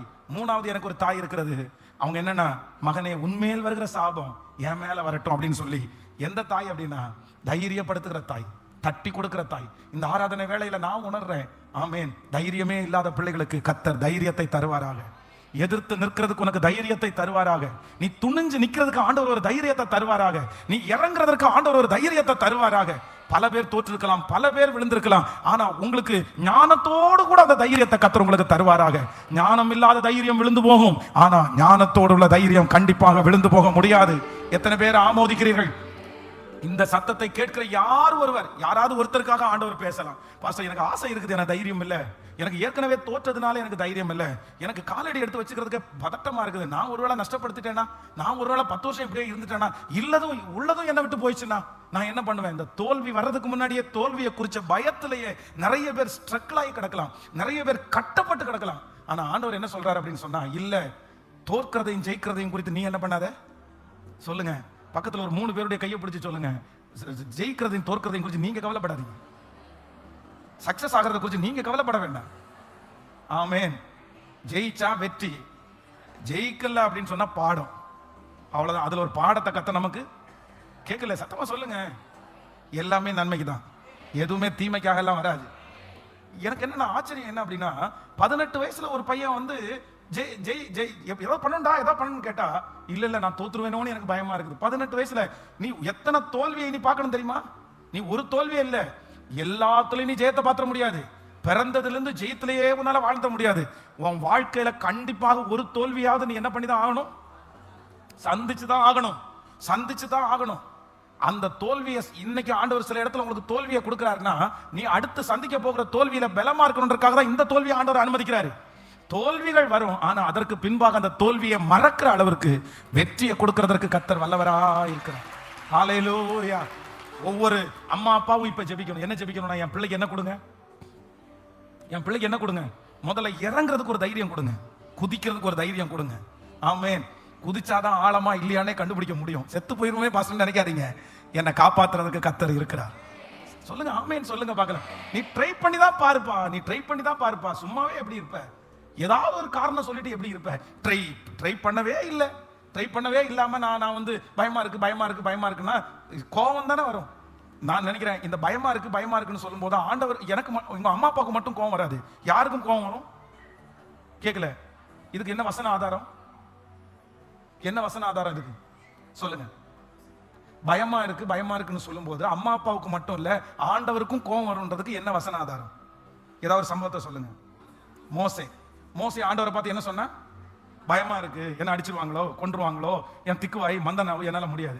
ஆண்டவர் ஒரு காலத்துல என்ன வந்துச்சு? வழியிலே போகும்போது அவனை கொல்ல பார்த்தார். ஏன் அப்படின்னா, நான் அவ்வளவு சொல்றேன். சொல்லுங்க, நீங்க ஒரு பிள்ளைய கையில பிடிச்சிருக்கீங்க, வண்டியில ஏறா நாங்க கொண்டு போய் வர்றேன்னு சொல்றீங்க. இல்ல ஆக்சிடென்ட் ஆயிடுச்சுன்னா என்ன பண்றது, இடிச்சிட்டீங்கன்னா, டே ஏறா, நான் ஏற்கனவே 10 வருஷமா வண்டி ஓட்டிருக்கேன்டா. இல்ல எனக்கு பயமா இருக்குது. நீ பலார்னு ஓங்கி ஏற வண்டியில சொல்லுவீங்களா சொல்ல மாட்டீங்களா? நீங்க ரொம்ப நல்லவங்களோ இல்ல ரொம்ப கொஞ்சம் அப்படியா அப்படின்னா நடந்தே வாப்பா அப்படின்னு சொல்லுவீங்க. பலார்னு ஒண்ணு கொடுத்து ஏற, என்ன பார்த்து நீ வந்து வண்டியில கொண்டு ஓடு. நான் எவ்வளவு பெரிய எத்தனை பேரை கொண்டு ஓட்டிருக்கேன், எத்தனை வருஷமா வண்டி ஓட்டிட்டு இருக்கிறேன், நமக்கு கோவம் வரும். இதே மாதிரிதான் ஆண்டவரை பார்த்து சில நேரத்துல நீங்களும் நானும் வந்து, எனக்கு பயமா இருக்காண்டவரே, எனக்கு பயமா இருக்காண்டவரே ஆண்டவர் சொல்லும் போது ஒரு டைம் சொல்லுவாரு, என்னவாரு? தைரியமா இரு, பயப்படாத, நான் உன் கூட இருக்கிறேன், நீ ஒண்ணும் இல்லப்பா. ஆனா பொறுமையை கடைசியில இழந்துட்டாருன்னா ஆண்டவர் வந்து மோசே மாதிரி என்னதான் சொல்லுவாருன்னா, நீ உயிரோட இருக்க வேண்டாம்ப்பா, நீ உயிரோட இருக்க வேண்டாம். அதனால இன்று ஆண்டவர் ஒரு தாயாய் வெளிப்படுகிறார். எந்த தாயா வெளிப்படுறார் அப்படின்னு சொன்னா, இல்ல உன்னை தைரியப்படுத்துகிற ஒரு தாயா. நம்பர் 4, 4வதாக என்னை உயர்த்துவதற்கு, என்னை ஆசீர்வதிக்கிறதுக்கு ஒரு தாய் துடிக்கிறாங்க. வாசிக்கலாம் 27ஆம் அதிகாரத்தினுடைய 15வது வசனத்தை வாசிக்கலாம், 15, 16 வாசிக்கலாம். பின்பு ரெபெக்காள் வீட்டிலே தன்னிடத்தில் இருந்த தன் மூத்த மகனாகிய ஏசாவின் நல்ல வஸ்திரங்களை எடுத்து தன் இளைய மகனாகிய யாக்கோபுக்கு உடுத்தி, வெள்ளாட்டு குட்டிகளின் தோலை அவன் கைகளிலேயும் ரோமம் இல்லாத அவன் கழுத்திலேயும் போட்டு, தன் சமைத்த ருசியுள்ள பதார்த்தத்தையும் அப்பங்களையும் தன் குமாரனாகிய யாக்கோபின் கையிலே கொடுத்தாள். ஹலோ, நல்லா கவனிச்சுங்க ஆண்டவருடைய பிள்ளைகளே. இந்த இடத்துல இந்த அம்மா இப்ப என்ன பண்ணிட்டாங்கன்னா, ஃபர்ஸ்ட் அந்த செய்தியை சொல்லியாச்சு. அதுக்கப்புறம் பிள்ளையை இப்ப என்ன பண்றாங்கன்னா, ஓடி போய் என்ன கொண்டு வர, நானு சமைச்சு தரேன்னு ஆட்டுக்குடி எடுத்து வந்தாச்சு. இப்ப சமைச்சாச்சு. சமைச்சு முடிச்ச உடனே இந்த பிள்ளை என்ன பண்ணுது? பயப்படுது. பயப்பட்டோன்னா அந்த குழந்தை, அந்த பிள்ளைக்கு என்ன பண்றாங்க? தைரியத்தை சொல்றாங்க, நீ பயப்படாத, நான் பாத்துக்கிறேன், அப்பா சாபத்தை நான் வாங்கிக்கிறேன் அப்படின்னு சொல்றாங்க. அதற்கு பிறகு இந்த பிள்ளை என்ன ஃபீல் பண்ணுது அப்படின்னு சொன்னா, தனக்குள்ளே இருக்கிற நெகட்டிவ் எதிர்மறையானது அப்படின்னா, என் அண்ணன் ரோமம் உள்ளவன், நான் என்ன இல்லை, நான் வீட்டுக்குள்ளே உட்காந்துருக்கிறேன், என்னுடைய வேர்வை வாசம் வித்தியாசமா இருக்கும். ஆனா அவன் எங்க இருக்கான்? அவன் காட்டுல இருக்கிறான், அவனுடைய வேர்வை வாசம் வித்தியாசமா இருக்கும். எப்பவுமே வந்து இந்த வேர்வை நம்ம உடம்புல அடிக்கிற வேர்வை ஸ்மெல்ன்றது சிலருக்கு வந்து வித்தியாசமா, சிலருக்கு வந்து அந்த ஒர்க்குக்கு தகுந்த மாதிரி எல்லாம் அந்த ஸ்மெல் சேஞ்ச் ஆகும். நம்ம ரொம்ப இடத்துல ஒரே இடத்துல பழகுறோம்னா பாருங்க, இந்த இரும்புல வேலை செய்யறாங்க பாருங்களா, இரும்பு இந்த தட்டுறவங்க, அந்த வெல்டர் வேலை செய்யும் போது இந்த வெல்டர் எல்லாருமே வந்து அந்த இடத்துல இருக்கிறனால அந்த இரும்போட சேர்ந்து அந்த ஸ்மெல் இருக்கும். இப்போ இவனுடைய வாசனை யாருக்கு தெரியும்னா அவங்க அப்பாவுக்கு கண்ணு தான் தெரியாது, ஆனா என்ன தெரியும்னா முகர்ற சக்தி இருக்குது. தன்னுடைய பிள்ளை அடையாளம் கண்டுபிடிக்கிறதுக்கு மோந்து பார்த்து அவர் கண்டுபிடிச்சிருவாரு. இப்போ இவனுக்கு வந்து முடியும் இல்ல, அந்த ஸ்மெல்லும் வித்தியாசமானது. இப்போ என்ன பண்றதுன்னு போது அவங்க அம்மா வந்து என்ன சொல்றாங்கன்னா, அந்த பார்த்து ரொம்ப அழகா பண்றாங்க பாருங்களேன். அவங்களுக்கு வந்து ஃபர்ஸ்ட் வந்து அவங்களுக்கு என்ன பண்றாங்கன்னா, இப்போ வந்து என்னதான் நம்ம சட்டையை போட்டு என்னதான் துவைச்சாலுமே நீங்க துவைச்ச சட்டையை திரும்ப நீங்க போட்டீங்க அப்படின்னு சொன்னா உங்க ஸ்மெல் கண்டிப்பா அதுல இருக்கும். அது என்னதான் கொஞ்ச நேரம் அந்த என்னென்னமோ பெரிய பவுடர்லாம் போட்டு துடைக்கலாமே தவிர அது கொஞ்ச நேரம் இருக்கும். ஆனா அந்த வாசம் கொஞ்சமாவது உங்களுடைய வாசம் இருக்கும். இப்போ ஏசாவுனுடைய வஸ்திரங்களை கொண்டு வந்து அவனுடைய வஸ்திரங்கள் எல்லாம் போடுறாங்க. போட்டு முடிச்ச உடனே இப்ப காலியா இருக்குது. சட்டையை போட்டாச்சு, ஆனா எது மிஸ் ஆகுது? கையிலையும் எங்க வரைக்கும் அவனுக்கு முடி இருந்திருக்கு பாருங்க, ஏசாவுக்கு கழுத்து வரைக்கும் இருந்திருக்காமா. உடனே அவங்க அம்மா என்ன ஐடியா பண்றாங்கன்னா, அந்த ஆட்டினுடைய தோலை எடுத்து அவனுடைய கையில ஒரு சுத்தி அவனுடைய கழுத்துல சுத்தி அழகா கண்ணாடிக்கு முன்னாடி கொண்டு வந்துருச்சு. ஓகேவா நல்ல பின்னெல்லாம் குத்தி விட்டு இந்த பிள்ளையை என்ன பண்ற தாயா மாறினாங்கன்னா, அவனுக்கு இல்லாத ஒண்ணு, அவன் நெகட்டிவா யோசிக்கிற ஒண்ணு, எனக்கு இந்த தாளந்து இல்லை, எனக்கு இந்த குணம் இல்லை, எனக்கு இந்த மாதிரி பேசவே தெரியாது, நான் இதுல வீக்கு, இது என்னால முடியாது அப்படின்னு சொல்லி எதெல்லாம் அந்த குழந்தைக்கு இல்லைன்னு அது வந்து தன்னுடைய இருதயத்துல ரொம்ப வந்து மனசளவில் விட்டு போய் இன்ஃபீரியரா அது யோசிக்குதோ, இப்போ அந்த தாய்க்கு என்ன வேலை அப்படின்னு சொன்னா, இல்லப்பா உனக்கு முடி இருந்தா மட்டும்தான் உங்க அப்பா உன்னை அப்படி நினைப்பாரு நினைக்காத, நான் உனக்கு ரெடி பண்றேன், நான் உன்னை என்ன தாயா மாத்துறேன் அப்படின்னு சொன்னா, உன்னை அலங்கரிக்கிற ஒரு தாயாய் அலங்கரிக்கிற. ஈசாக்கே ரொம்ப கன்ஃபியூஸ் ஆகுற அளவுக்கு வந்து நிக்கிறான். வந்து நின்று அப்பா அப்படின்னு கூப்பிட்டா இவருக்கு காது நல்லா கேக்குது. டேய் யாக்கோவா அப்படின்னு கேட்கிறாரு. கேட்ட உடனே அடுத்த வார்த்தை சொல்றான், இல்ல நானு ஏசாவா. உடனே கேட்கிறாரு, இவ்வளவு சீக்கிரமா இது உனக்கு எப்படி ஆகப்பட்டுச்சு? இவதான் அம்மாவுக்கு மிஞ்சின ஆளாச்சே, உன் தேவனாகிய கர்த்தர் எனக்கு வாய்க்க பண்ணினார். அவர் டயலாக் விட்டாச்சு, கர்த்தர் கொடுத்துட்டாரியா, ஆண்டவர் கொடுத்துட்டார். இவருக்கு நம்ப முடியல. சரி ஓகே, ஆனாலும் என்ன சொல்றாருன்னா, சத்தமோ யாரோட சத்தம்? யாக்கோபுடைய சத்தம். ஆனா அவருக்கு டவுட் வருது, இது யாக்கோபுடைய சத்தம். உடனே அவர் பிளான் பண்றாரு, எதான் இந்த அம்மாக்காரி கண்டிப்பா என்ன பண்ணிருப்பா, சொல்லியிருப்பான்னு ஒரு டவுட் வந்து என் பக்கத்துல வான்னு கேட்கிறாரு. பக்கத்துல வந்த உடனே ஃபர்ஸ்ட் என்ன பண்றாருன்னா, தொட்டு பார்க்கறாரு, தடவி பார்க்கறாரு. தடவி பார்த்தா என்ன இருக்கு? முடி இருக்குது. சின்ன பையனுக்கு என்ன இல்ல? முடி இல்ல. இப்ப ஆசீர்வதிக்கணும், முடி இருக்குது. கழுத்துல தொட்டு பார்க்கறாரு, அங்கேயும் முடி இருக்குது. ஆனாலும் ஒரு டவுட் என்ன சொல்றாரு அப்படின்னா, எனக்கு ஒரு முத்தம் மட்டும் கொடுக்குறியா? நான் உனக்கு என்ன பண்ணணும்? என் பக்கத்துலவா உனக்கு ஒரு முத்தம் தரணும். இது முத்தம் கொடுக்கறது, இது முத்தம் இல்ல, அவனுடைய ஸ்மெல். அப்படின்னா அவன் தானா அப்படின்னு போட்டு பார்த்தா உள்ள போட்டிருக்க சட்டை யாருடையது? ஏசாவுடையது. இப்ப ஸ்மெல்லும் ஓகே. உடனே அப்படியே கைய வச்சு, டேய் நீ எப்படி இருக்க தெரியுமா, உன் வாசனை எப்படி இருப்ப தெரியுமா அப்படின்னு தன்னுடைய மொத்த ஆசீர்வாதத்தையும் தன்னுடைய பிள்ளை மேல அப்படியே அவர் வைக்கிறாரு. இந்த ஆசீர்வாதத்தை வாங்கி கொடுக்கறதுக்கு காரணமா இருந்தது ஒரு தாய். அந்த தாய் தான் பரிசுத்த ஆவியானவர். அந்த தாய் தான் உங்களுக்கும் எனக்கும் தாயா இருக்கிறார். அந்த மதர்ஸ் டேக்கு அந்த தாயினுடைய பிரசனத்தை தான் நீங்க எல்லாருமே சுமந்துட்டு இருக்கிறோம். அந்த தாய் தான் நமக்கு நிரந்தரமான ஒரு தாய். அந்த தாய் என்னை எவ்வளவு தூரத்துல வேணாலும் என்னை கொண்டு போய் விட முடியும். அவர் என்னை அலங்கரிக்கிற தாய். எதெல்லாம் எனக்கு இல்லையோ எல்லாமே அந்த தாயால கொடுக்க முடியும். அந்த தாயால கொடுக்க முடியும். அவங்க நினைச்சாங்க அப்படின்னு சொன்னா என்ன அலங்கரிக்கிறதுக்கு அவங்களால முடியும். முடியாத அளவிற்கு உயர்த்துறதுக்கு நான் நம்புறேன். உங்களை படிக்காதவங்க யாரும் சொல்லவே முடியாது. அந்த அளவுக்கு ஞானத்தை கொடுக்கறதுக்கு கர்த்தரால முடியும். ஆமென். இவர்கள் கல்வி அறிவு இல்லாதவர்களா இருந்த போதிலும் அவங்க பேசுகிற வார்த்தையை பார்த்து என்ன பண்ணிட்டாங்களாமா, ஆச்சரியம். நீ யாரா படிக்காதவன்? நம்ம நிறைய சிலர் போய் சொன்னோம்னா, சார் நான் 10th ஃபெயில் சார் அப்படின்னு சொன்னா, சும்மா விளையாடாதீங்க, கதை விடாதீங்க. நீங்களா 10th ஃபெயிலு? அதெல்லாம் நாங்க நம்ப மாட்டோம். டாக்டரேட் படிச்சவங்க கூட அப்படியெல்லாம் பேச மாட்டோம். அப்படியெல்லாம் பேசுறீங்க அப்படின்னு நம்ம பிள்ளைகளை பார்த்து சொல்லுவாங்க. காரணம் என்ன அப்படின்னா, அவருடைய ஞானமே ஐஸ்வர்யத்தை தரும். அவர் எல்லாவற்றிலும் ஐஸ்வர்ய சம்பூர்ணர். எவரும் கொடுக்க முடியாதபடி கொடுக்கிறவர் அவர். யாருமே கொடுக்க கூடாததை அவரால் கொடுக்க முடியும். அவர் கொடுத்தார், ஆனால் யாரும் கண்டுபிடிக்கவே முடியாது. உங்களுக்கு இல்லை என்று யாரும் சொல்லிவிடவே முடியாது. ஹalleluya, ஆமென். சோ உங்களுடைய வீட்டுல போய் ஒவ்வொருத்தரும் இன்னைக்கு இந்த ஆன்லைன்ல இருக்கிற பிள்ளைகளும் அப்படிதான், நீங்களும் அப்படிதான் ஒரு சார்ட் எடுத்து நீங்க எழுதிடணும். இன்னைக்கு டேட்டை போட்டு மதர்ஸ் டே அப்படின்னு சைடுல போட்டு எழுதுங்க. ஃபர்ஸ்ட் 3 காரியம் நமக்கு ஆண்டவர் செய்கிறதுக்கு என்ன பண்றாங்க. பாலூட்டி வளர்த்தும் தாய். ஆமென். நம்பர் 2, இரண்டாவது லட்சியங்களை அடையும்படி என்னை இடுப்பிலே வைத்து சுமக்கிற தாய். நம்பர் 3, மூன்றாவது முழங்காலிலே வைத்து என்னை தாளாட்டும் தேற்றரவாளன் என்கிற தாய். இந்த தாய் என்னை பிளஸ் பண்றதுக்கு அவர் எடுக்கிற 4 விதமான முயற்சிகள். நம்பர் 1, எப்படி ஆசீர்வாதத்தினுடைய ரகசியத்தை எனக்கு கற்றுக் கொடுக்கிற ஒரு தாய். நம்பர் 2, இரண்டாவது தெரியாத காரியத்தை எனக்கு ஆயத்தம் பண்ணுகிற ஒரு தாய். மூன்றாவது என்ன தைரியப்படுத்துகிற ஒரு தாய். நாலாவது இல்லாதவைகளால என்னை அலங்கரிக்கிற ஒரு தாய். ஆமென் சொல்லுங்க பார்க்கலாம். சோ அந்த தாயை போல மேலான தாய் இந்த உலகத்துல வேற யாரும் இல்லை. முதல்ல அந்த தாய்க்கு நன்றி சொல்லிட்டு அதுக்கப்புறம் உங்க எல்லா தாய்க்கும் நன்றியே சொல்லலாம். ஆமென் சொல்லுங்க பார்க்கலாம். கையை மேல உயர்த்தி தேங்க்யூ ஜீசஸ், தேங்க்யூ ஜீசஸ். எகிப்தின் சம்பாத்தியம், எத்தியோப்பியாவின் வர்த்தக லாபம், அம்மான்னு கூப்பிடுது. ஆமென். வர்த்தக லாபமும் தாண்டி உன்னிடத்திற்கு வந்து உன்னுடைய தாகம் இதோ ஒரு தாய் உனக்காக வழக்காடுகிற ஒரு தாய்.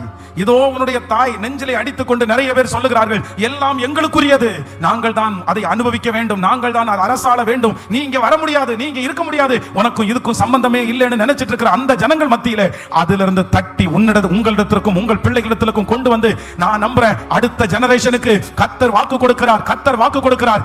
ஆமென். சிலரிடத்திலிருந்து தாண்டி உன்னை தேடி வரப்போகுது மகனே, உங்க குடும்பத்திற்கு வரப்போகிறது. இவர்கள் மட்டும்தான் உயர முடியுமா, இவர்கள் மட்டும்தான் வளர முடியுமா, இவர்கள் மட்டும்தான் சமுதாயத்தில் நல்ல பேரோட இருக்க முடியுமான்னு சொல்ற அந்த ஜனங்கள் மத்தியில இல்ல, என் குடும்பத்தை உங்க குடும்பத்தை நிறுத்துக்கிறதுக்கு ஒரு தாயினுடைய பிரசன்னம் இந்த இடத்துல கடந்து வந்திருக்கிறது. நல்ல கரங்களை தட்டி நம்புறவர்கள் நல்ல சத்தத்தை இயேசுவே உமக்கு நன்றி, உமக்கு நன்றி, நன்றி அப்பா, நன்றி அப்பா, நன்றி அப்பா, நன்றி நன்றி. ஹalleluya. அப்பொழுது நீங்கள் முலைப்பால் குடிப்பீர்கள், இடுப்பிலே வைத்து சுமக்கப்படுவீர்கள், முழங்காலிலே வைத்து தாளாட்டப்படுவீர்கள். ஒருவனை அவன் தாய் தேற்றுவது போல நான் உங்களை தேற்றுவேன். இஸ்ரவேலின் ஜெயபலமான ஆண்டவர் இன்று வாக்கு கொடுக்கிறார், நீங்கள் முலைப்பால் குடிப்பீர்கள், உங்களுக்கு பால் ஊட்டி நான் உங்களை வளர்த்துவேன், நீங்கள் இடுப்பிலே வைத்து சுமக்கப்படுவீர்கள், நான் உங்களை சுமப்பேன்.